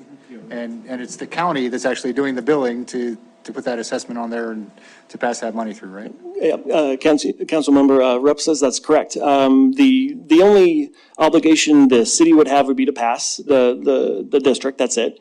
The funds are collected on the county tax assessment, but apart from passing it, you don't have to do anything else. We would act as an agent to put the assessment on the property and things like that, so the city actually has no obligation whatsoever. And do we, it sounds callous, but do we even care if the company ends up getting the energy savings? If they want to take out this massive loan to, that's all predicated on getting energy savings, and then they, let the equipment deteriorate and end up paying more for electricity anyway, it's not on us, it's their bad call. This We is haven't lost out. private business and private lender. This has nothing to do with you all. I mean, I care, not because I'm even on the hook, because I'm not, but I'm working with these businesses. But apart from that, no, I mean, it is a full contract between local business, local lender. The business does what they want. If they decide to completely abandon the building and let everything go, that's on them, that they still have to pay for. Their neighbors don't pay for it. Local government doesn't pay for it. It's just like a regular business transaction. And the only thing is the city potentially stands to benefit from increased property valuations. Yeah. Okay. Thank you. Councilmember Boyette? Thank you, Mayor. As an old banker, I don't know that I like this. Okay. Why does, since the CPAC doesn't guarantee anything, right? It doesn't guarantee the loans. So, Councilmember Boyette, so being that it's on the tax assessment of the property, But you guys don't back up these loans at all. no, Okay. the property itself is backed Right, up on so the as a tax lender, roll. I don't want to be in third or fourth position.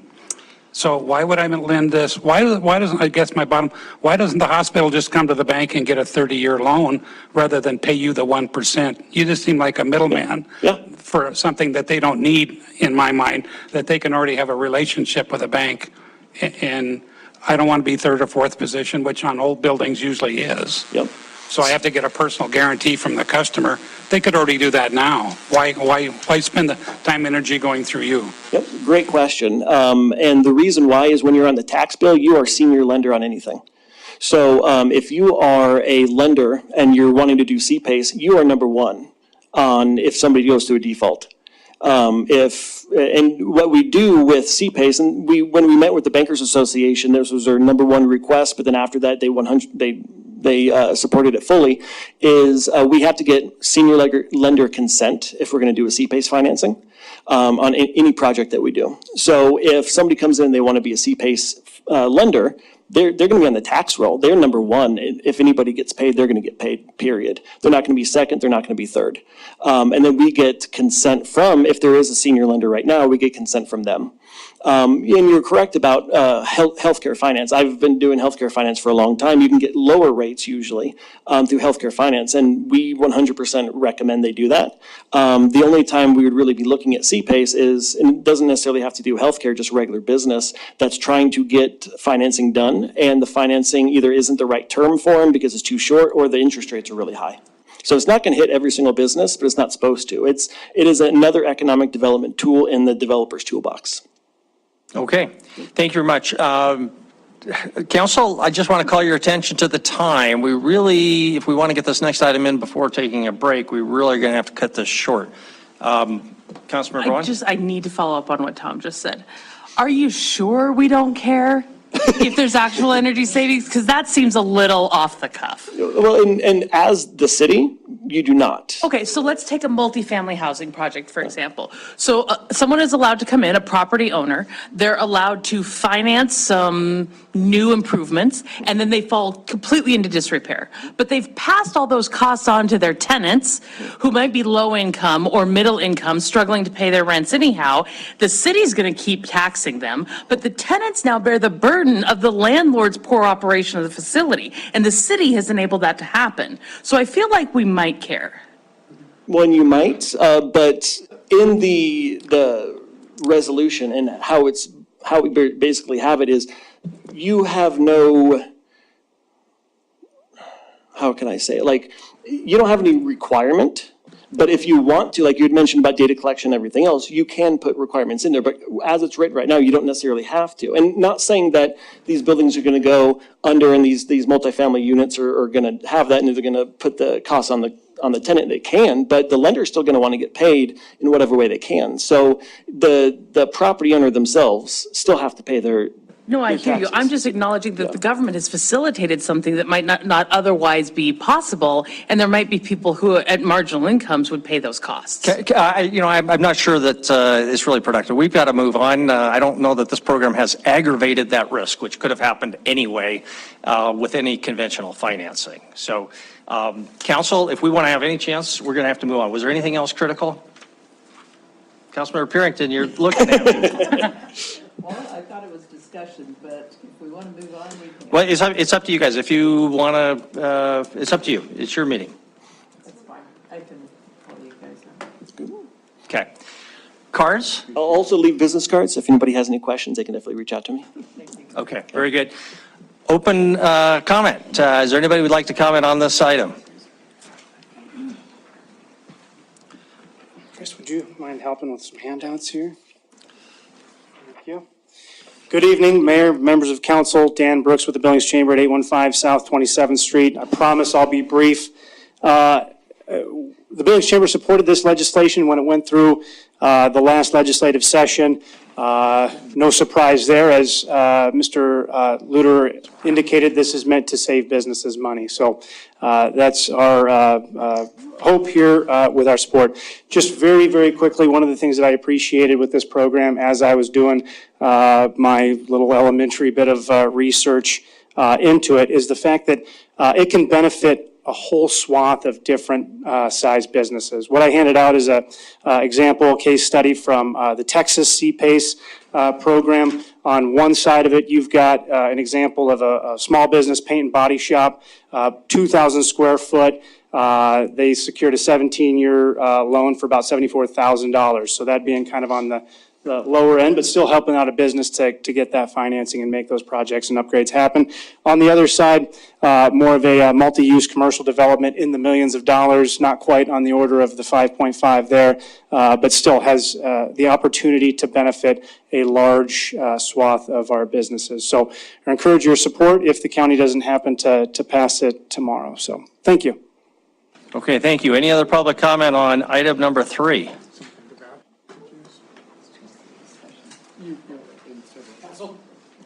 Wesley Dunn, thank you. Jennifer, great job. Thank you. It's my favorite kind of public comment. There you go. Any other public comment? Okay, I don't see any, so we'll close the public comment period, item number 3, item number 2, and move to boundary ward updates. Council, or item number 3. For our scheduling here, Wyeth, what do you anticipate? We have another meeting for anybody who might be watching. We need to move to executive session after this. Be nice to be able to wrap up, conclude our meeting, move into executive session, but we can also take a break if you think this might take a while. I guess it depends a little bit on just where the council questions. So go ahead. Council, I guess, I only have like 7 slides, and they're going to go pretty quick.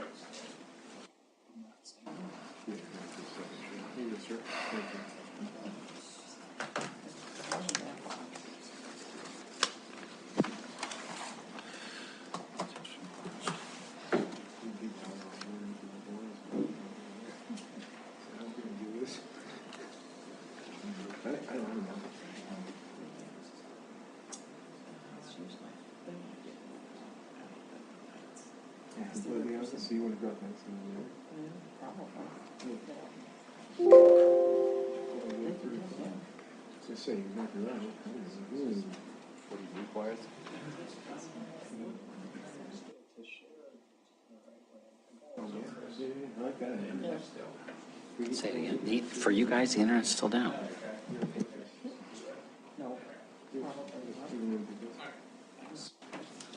All right, great. Thank you. Thanks, Mayor and Council. So yeah, this is an update for the council on ward boundary amendments based on the 2020 census. I just want to mention that there's been a lot of staff involved in this. I'm presenting it, but I'm not the only one who's been working through this. Our city GIS department, our legal staff, our city clerk, administration, the elections. We looped in the elections office over at the county. County GIS, and then also planning staff. So a bunch of us have been kind of getting this organized and looking at how we did this in the past and also what the process is today. Really quickly, just showing you your static map that you have currently on the city website for the wards. And actually, when you see the map that we're working through with this update, I think we'll probably be looking at some adjustments to make this one a little bit easier to read and better, because GIS has done a much better job, has much nicer maps with the ones we're working with. But anyway, if you go to the city website now, you can see got our 5 wards, 2 council members per ward, and it shows it how it's broken up across the city. So just real briefly, the background on this process, basically there's several different documents, Article 3 of your city charter, Chapter 11 in the city code, and then also MCA that provides some guidance on how the city maintains its wards. Pretty basic, but the main sort of takeaway is to try to make sure the areas are equal in population, and also that you have contiguous areas so that they fit together well within the city. You use roads, ditches, and major geographic elements for where you break those wards up, which we have done in the past and would continue to do. The council members obviously have to live within your wards, and the census data that we're using for 2020 unfortunately came very slowly, so that's partly why we're here in 22. However, when we did this the last time, it took us a few years also. It was 2013 when the data from 2010 was eventually the council acted on those amendments. We've seen some annexations. Population has increased in the city, which I'll show you in just a moment. Basically tonight is to show you this draft map and then look at next steps to make those modifications. Just wanted to show you real quick, we ran a map that just shows annexations from 2014 to 2022, July of this year. And just wanted to point out that we've seen annexation across the city, really across all the wards in different areas. And just did want to point out too that you do have some, like this is a Phipps Park and Colson Park. So you do have some large city parks that were included. So not to make people think, holy cow, we have this giant development out here. That's actually Phipps Park, and then Colson was added, and we did that in a few areas. So, but certainly a significant amount of annexation across and added into the different wards throughout the last number of years. So just wanted to show you, and this is on the map that I'll show you in a minute, but I wanted to kind of zoom in and just look at this. So this is showing all the wards right now, current population per ward, and then you've got the updated populations with the way we're proposing to make the changes. So basically the total population from the 2020 census is 117,240 for the city. And then you can see that we have a big difference here between Ward 1 and 4. Ward 4 came in at 25,700 and Ward 1 at 20,580. And then you can see the other wards are in the 23,000. So the effort here to look at making these adjustments is to get them all as close as possible to the same population numbers. And so that's where you're seeing what we looked at here. With these totals, and then the percentage and the gain and loss, and trying to get them as close as possible to the same population, and also that percentage, which I mentioned in the memo tonight. We're with these adjustments as proposed, we're at 0.7% difference between the largest number of population in one ward to the lowest population in the other. So just to show you the proposal, and this was the map that was attached to your packet for this evening.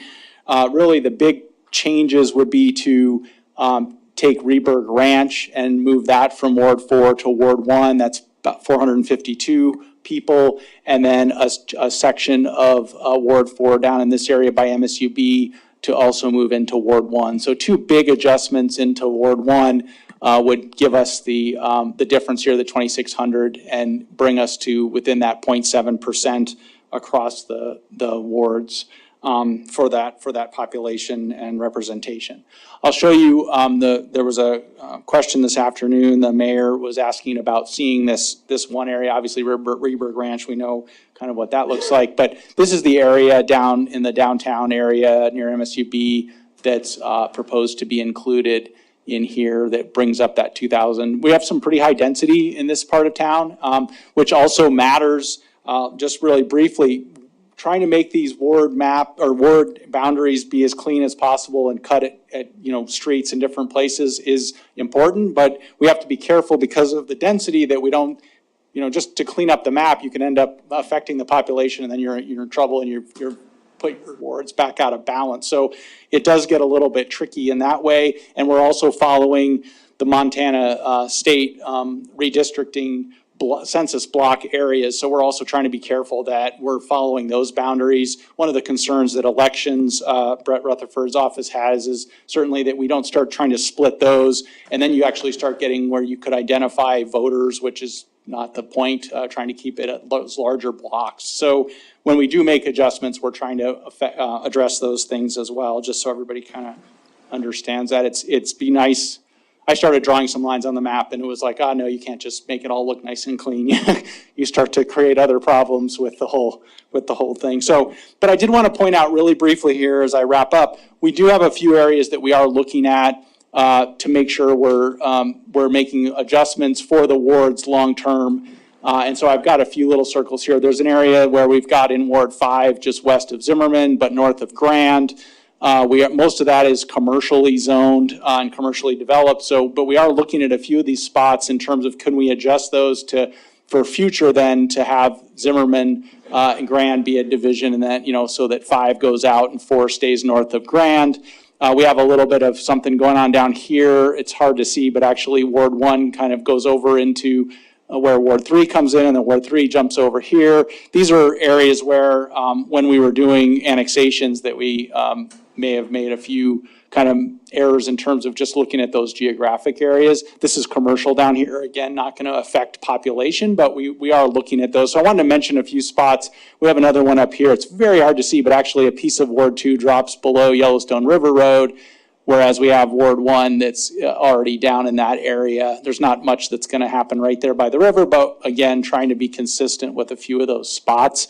And so we are looking at a few of those areas, but we have to be really careful or cognizant of the fact that if there's population there, then that starts to kind of snowball on us in terms of making those changes. So really just looking at a few tweaks and really thinking about long-term that we want to make sure that, when we do this in another 10 years, that that all the wards have spaces where they're growing into, and we're not creating some sort of weird boundaries in those spaces. I will show you this piece down here too, where we're looking at moving that from 3 to 5, again, trying to deal with how these kind of areas are expanding and where those divisions are with that. So just last slide here really is the timing of this process. So the 23 election schedule for the primary starts, we sort of went to there and then backed up September 12th of next year. The general election obviously is in November of next year, but candidates can file for the election 140 days before the primary, or what would be the third week in April. And so the concern of this process is to make sure that we get this done and the wards are set so that if someone is filing for to run, that they can verify for sure that which ward they live in and that they're in the right place. So basically the process here is I've got on the slide no later than March, and actually talking with city legal, it would be you'd want to be bringing the boundary amendment to the first meeting in March because you've got a 30-day for your ordinance, and so you want to make sure you'd hit that. Now, I'm not advocating that we wait that long. We would come to you a lot sooner, many months sooner, but that's the final if we're trying to make sure that everybody's informed and that's in place before the people start filing for that primary election. So anyway, tonight, really looking for direction from council to move this forward and bring back to you, obviously, the process with the ordinance to make amendments. There were a couple of questions this afternoon that I believe City Attorney Dahl responded to from Councilmember Purinton and the mayor on some process and also kind of how closely are we trying to get these populations and whether that sort of meets the judicial or legal muster. And I think she answered those pretty well for everyone. So with that, happy to answer questions or defer to Gina or others. So thanks. Great. I'm going to start with Council 3 and go around with questions. Councilor Tricky? None that, no questions. Thank you. Wyeth, could you go back to the map of the area around MSUB? And can you tell us what the streets are that form the western boundary there? The new western boundary. You know what, I have to look up here. This is Missouri here along and then up to Rimrock. I have to check what this is right here. I don't actually have that or don't see that on the map where it goes up with Cresthaven and Hillhaven. This is the current boundary. Well, this would be the new boundary of Ward 1. And this street?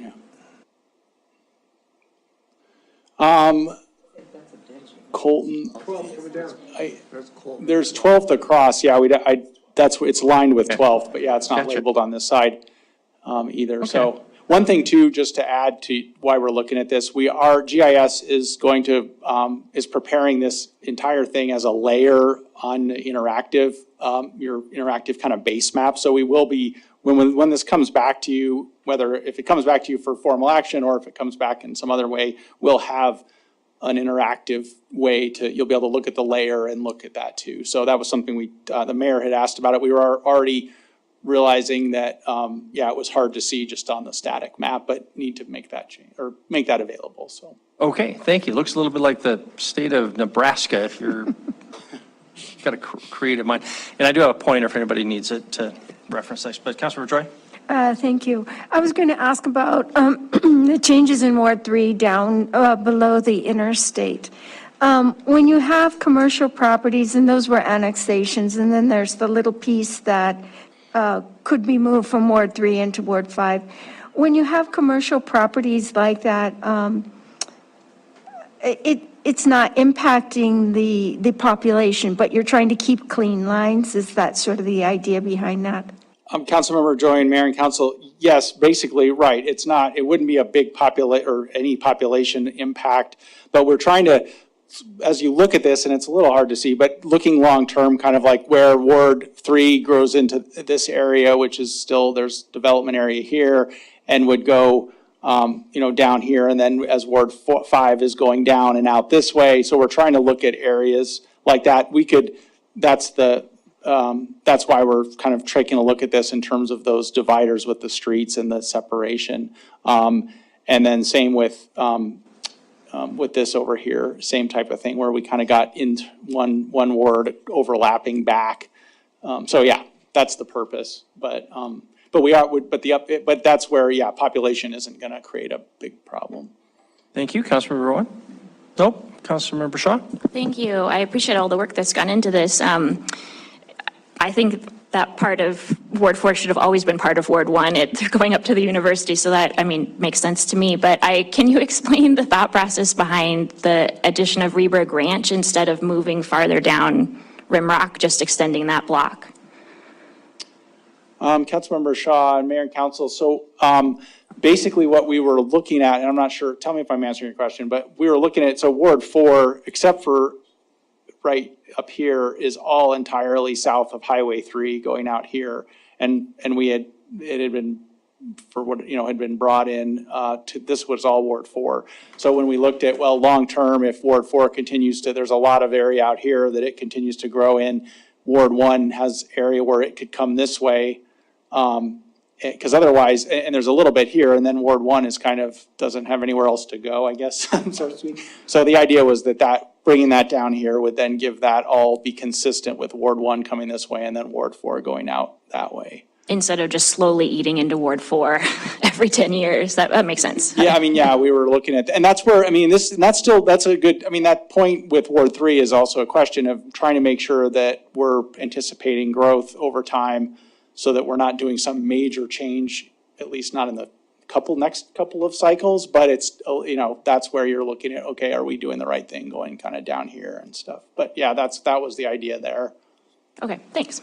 Thank you. Councilmember Ripsis? No questions. Councilmember Boyette? Thank you, Mayor.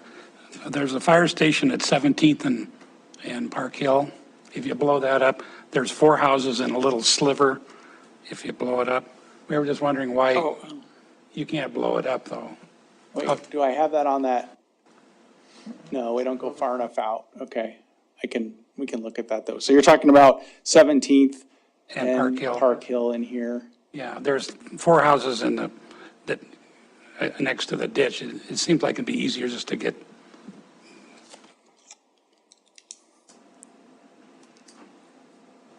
Okay. To clean it up. I can make a note and we can take a look at that. I was looking at, there's a little piece, if you see, here's the Highlands that's in the county. And then there's a little piece of 4 that would come underneath 1, but there's quite a few houses, several houses there, enough to, again, throwing our population, we were trying to be careful. So we'll look at that one too, but that's where we run into some kind of goofy little spaces with the numbers. But we're gonna take a look at a couple of those, but I'll make a note on that, Councilmember Boyette, for 17th and Park Hill. Thank you. Councilmember Purinton? You could zoom some, Well, with all your work that your different people have been doing, what happens if we do a charter change? Or if we vote to extend the wards, have more wards and less council members? Because we can do that. But then everything's going to have to be redrawn, correct? Councilmember Purinton, we would have to look then at whether, depending on whether it was number of council members or wards or either way, we'd have to look at revising that throughout the whole city. So that would be a significant change, Sure, okay, all right, thanks. Councilmember Tidswell? And that's just, we started here. Anybody who's rethought? Councilmember, when you didn't have anything? Okay. Can you just clarify for us, Wyeth, what next steps would be? Would we see this coming back in the form of a final decision or a later update, or what do you anticipate for next steps? Mayor and council, if there's no major, which I'm not hearing any concerns with kind of where we're headed, what we would do is set this up for the ordinance schedule, come back to you at a regular business meeting, have another presentation. Again, like I said, we'll have that map layer and some things that'll be added to this. And then some of these little tweak recommendations, we would share those at the same time. And then you'd be able to make a first reading on an ordinance, and we would go through the regular ordinance process. So that's kind of my plan, unless there's other things we need to be looking at. I'm wondering a little bit about public input. Ward 4 may be so attached to council members Purinton and Tidswell that they might be brokenhearted or something. Do we need to get this word out to the public, some sort of an open house? I just throw that out. It does actually impact who the representatives are, so. Yeah, we could certainly look at, and I can talk with Gina as well, City Attorney Dahl, just in terms of there'd be the public process at the ordinance, at the readings, but we could certainly look at doing something as an addition and talk with Chris as well. I don't know, we haven't discussed that yet. Okay. Chris, you want to comment on that, Councilmember Trickey? My speculation, though that's what it would be as a speculation, is the most interest you're going to get is when you hold the public hearing. Again, it's speculation, but if we hold an open house at the library to come and give comment on this, I suspect next to nobody will show up, and we will have spent a fair amount of resources doing that. Is my thought. My second comment, I'll just get it now. It doesn't pertain to the immediate, but to Councilmember Purinton's comment, I think it is a part of not this discussion for this census, but I think when you look at the charter, I think you do consider whether the community really more naturally breaks into fewer or more districts. And that's a whole other philosophical thing, but it seems to me it gets tough even with these 5 as we keep growing around most of our sides. So again, that my comments don't affect what we do for this, what we need to do consistent with our current charter and by statute.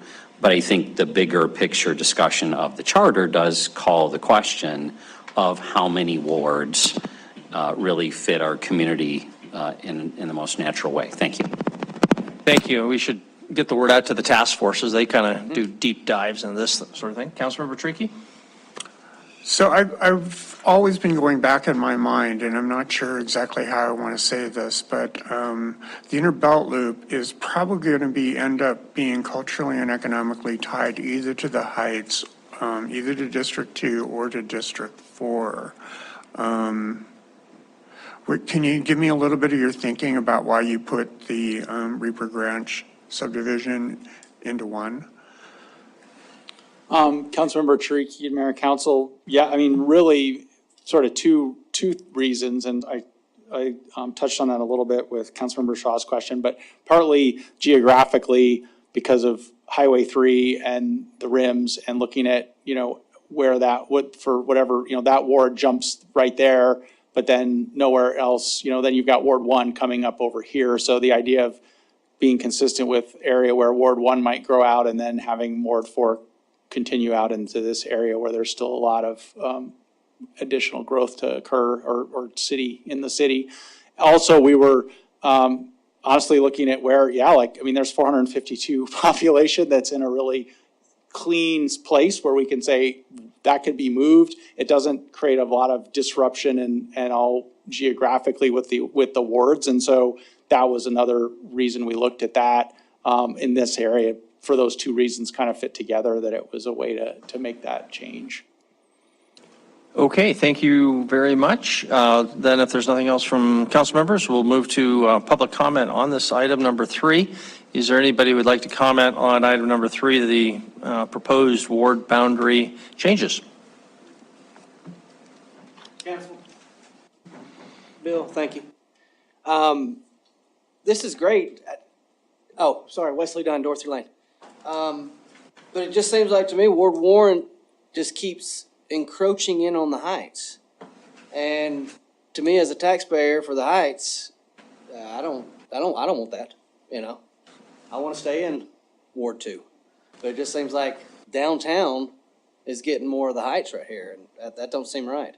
But just because I see where the future's going with the Heights, and it just don't fit my agenda. So just to let y'all know, that's something to consider, I would think. Why does Ward 1 get to creep up into the Heights? Heights is separated, we know that, By that map right there, the Heights ain't separated. Thank you. Thank you. Any other public comment on item number 3? Nobody online? Okay, we'll close the public comment period there. Move to our final item of our regular agenda, sort of update on upcoming agenda items, then council discussion, and any other public comment. Pretty straightforward. We've got a fairly lengthy consent agenda with typical things, 2 action items.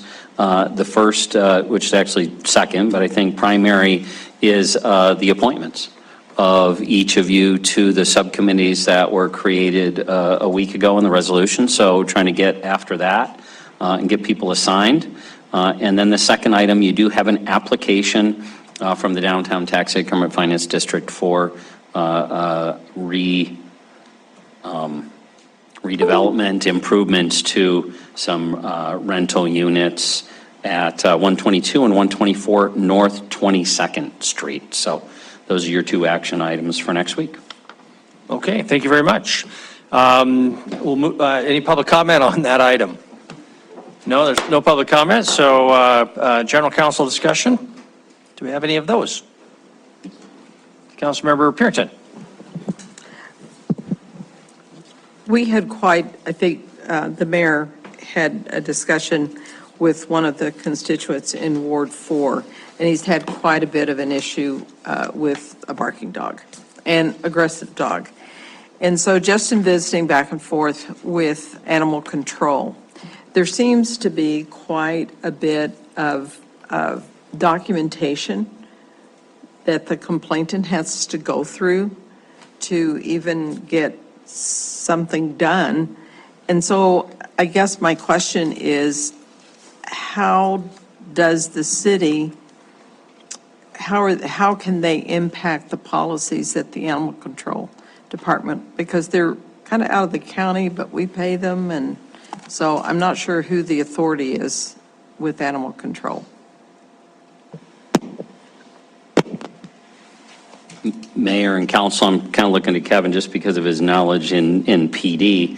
I mean, I think straightforward, if we're talking about city policies, it's what is our code?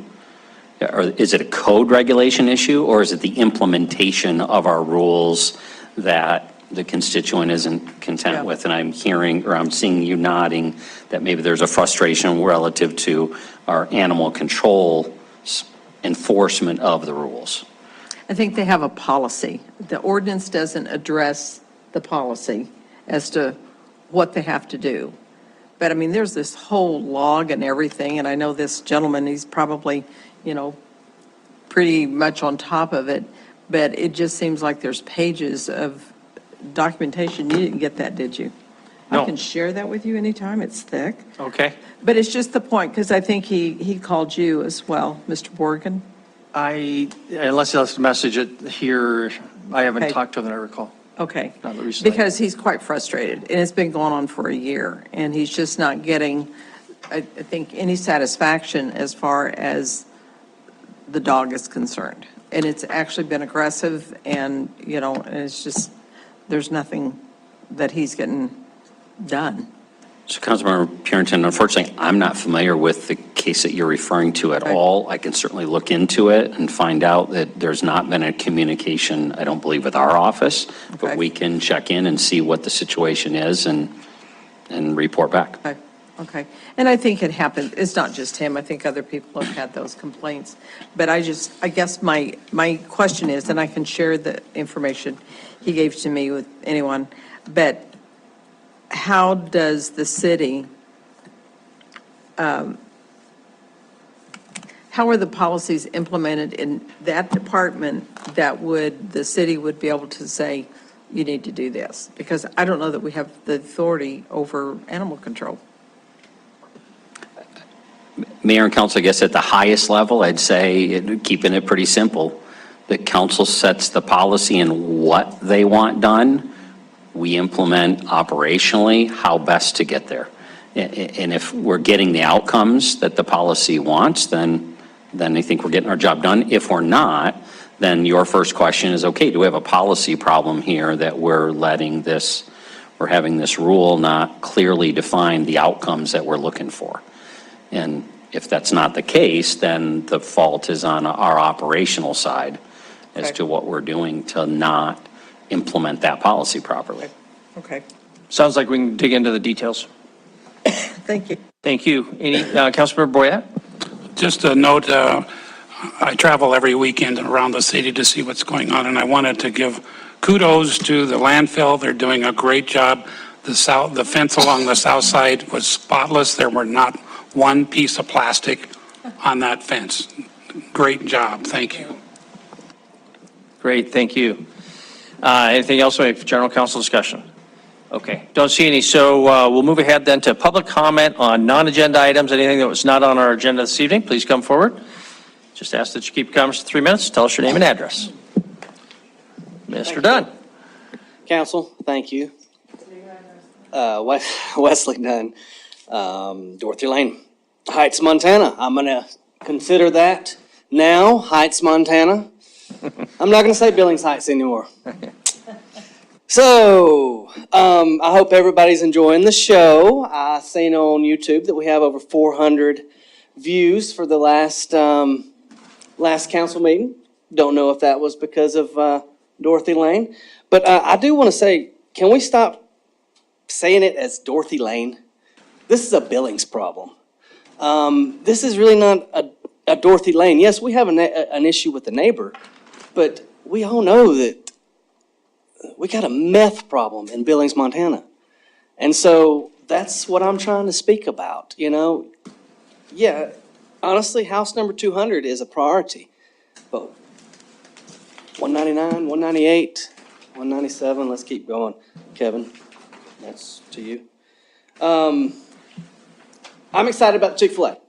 I don't know about y'all, but I am really excited about Chick-fil-A coming. Just wanted to say that. I know I got 3 minutes, but I got honestly 7 years. I'm going to try to learn everything that I can from y'all. And like I said, I think by 2030, we could probably annex the Heights out of the city of Billings. And I'm here to say that I want to be the first mayor of Heights, Montana. We got 7-8 years to do it. Let's do it. Think about all that marijuana money we could get, all the taxes. You know, I mean, let's see, what we got 3 cities here in Yellowstone County right now. Broadview, Laurel, and Billings. Let's add Heights onto that. And I mean, it's already proven that Yellowstone County is the #1 leading tax for marijuana in the state of Montana. So let's use that money for something. Pam, I love it. I love the questioning, the comments that you have.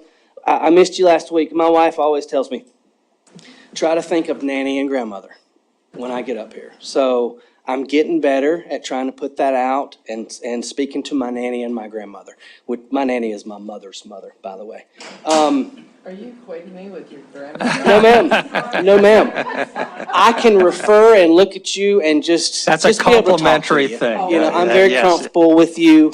And I just want to praise you on everything that you're doing right now, Pam. Thank you for what you're doing. But you had a great comment on how much money we're giving to the jail, that we're giving good money to house our prisoners. So, Ms. Shaw, I would like to ask you this question. Can you give me the figures on how much money we are giving the county jail?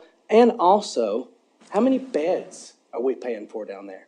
And also, how many city holds do we have? So that's a question for Ms. Shaw. You can answer it right now, or you can do your research on that. But if we're paying good money to house our citizens, then let's continue to pay that good money and house our citizens. That's my money. That's your money. That's all the citizens' money. So I got more, but I will tell you this. I bring this paper from 2017, from where 28 guns were stolen from a neighborhood in the Heights. So it reminds me that why I'm here. I'm here because of the crackhead issue that we have in Billings, Montana. And also, if any of y'all want to do that research and find out where this man went to and what he all did to the city of Billings and how he harassed and he tormented and terrorized the city of Billings back in 2017, I want y'all to read that. I gave you his name the first time I walked up here. If y'all want to do the research on that and what one family has been through with having to deal with this for 5 years, this meth situation that we have. We are the biggest city in Montana. Don't tell me the buck stops with this city council.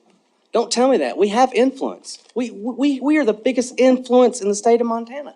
Thank y'all. Thank you. Sorry, really fast before you start my time.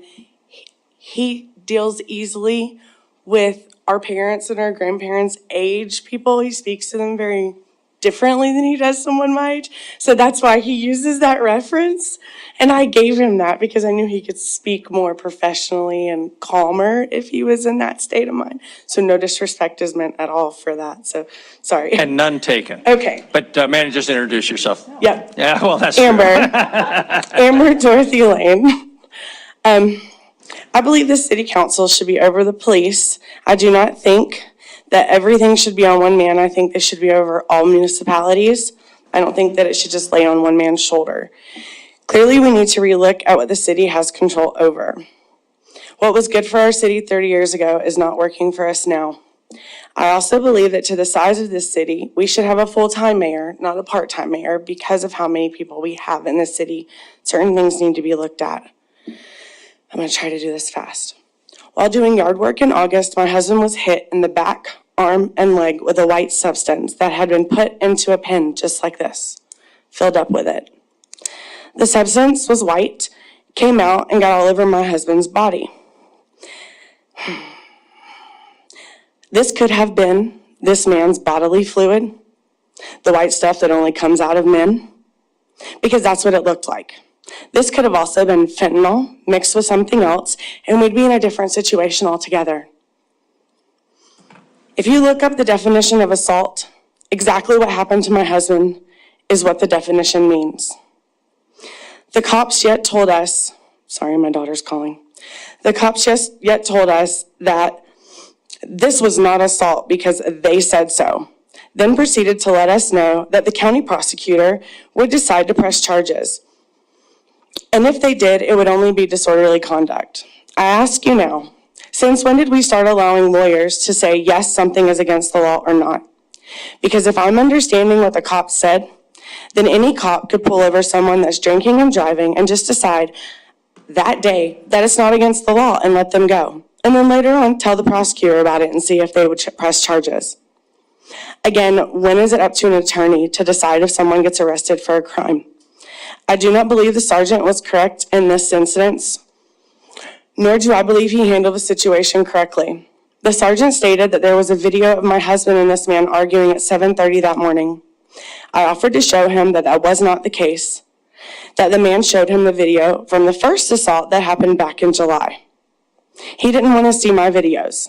He was annoyed that I asked him in the first place if he would like to see the truth. He turned his back and rolled his eyes at his partner. I have it all on camera. The point to this is, sorry, I'll try to wrap it up. Go ahead.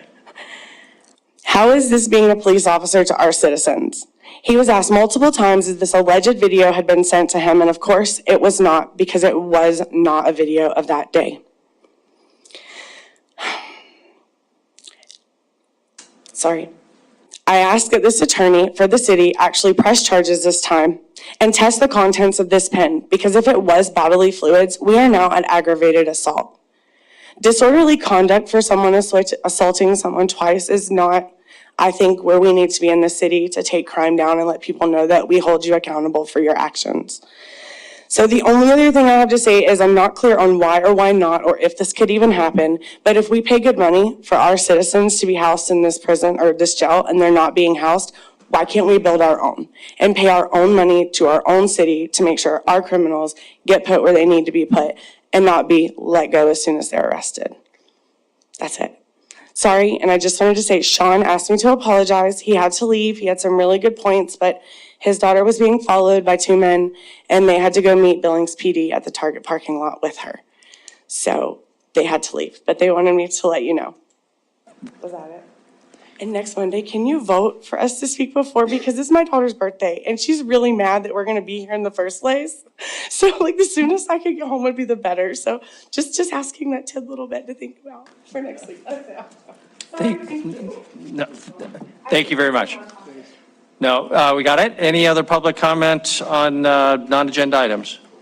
There is none, so we'll close that, and council will adjourn the public meeting, but we do have executive session, and we will adjourn to the small courtroom or jury room or wherever that other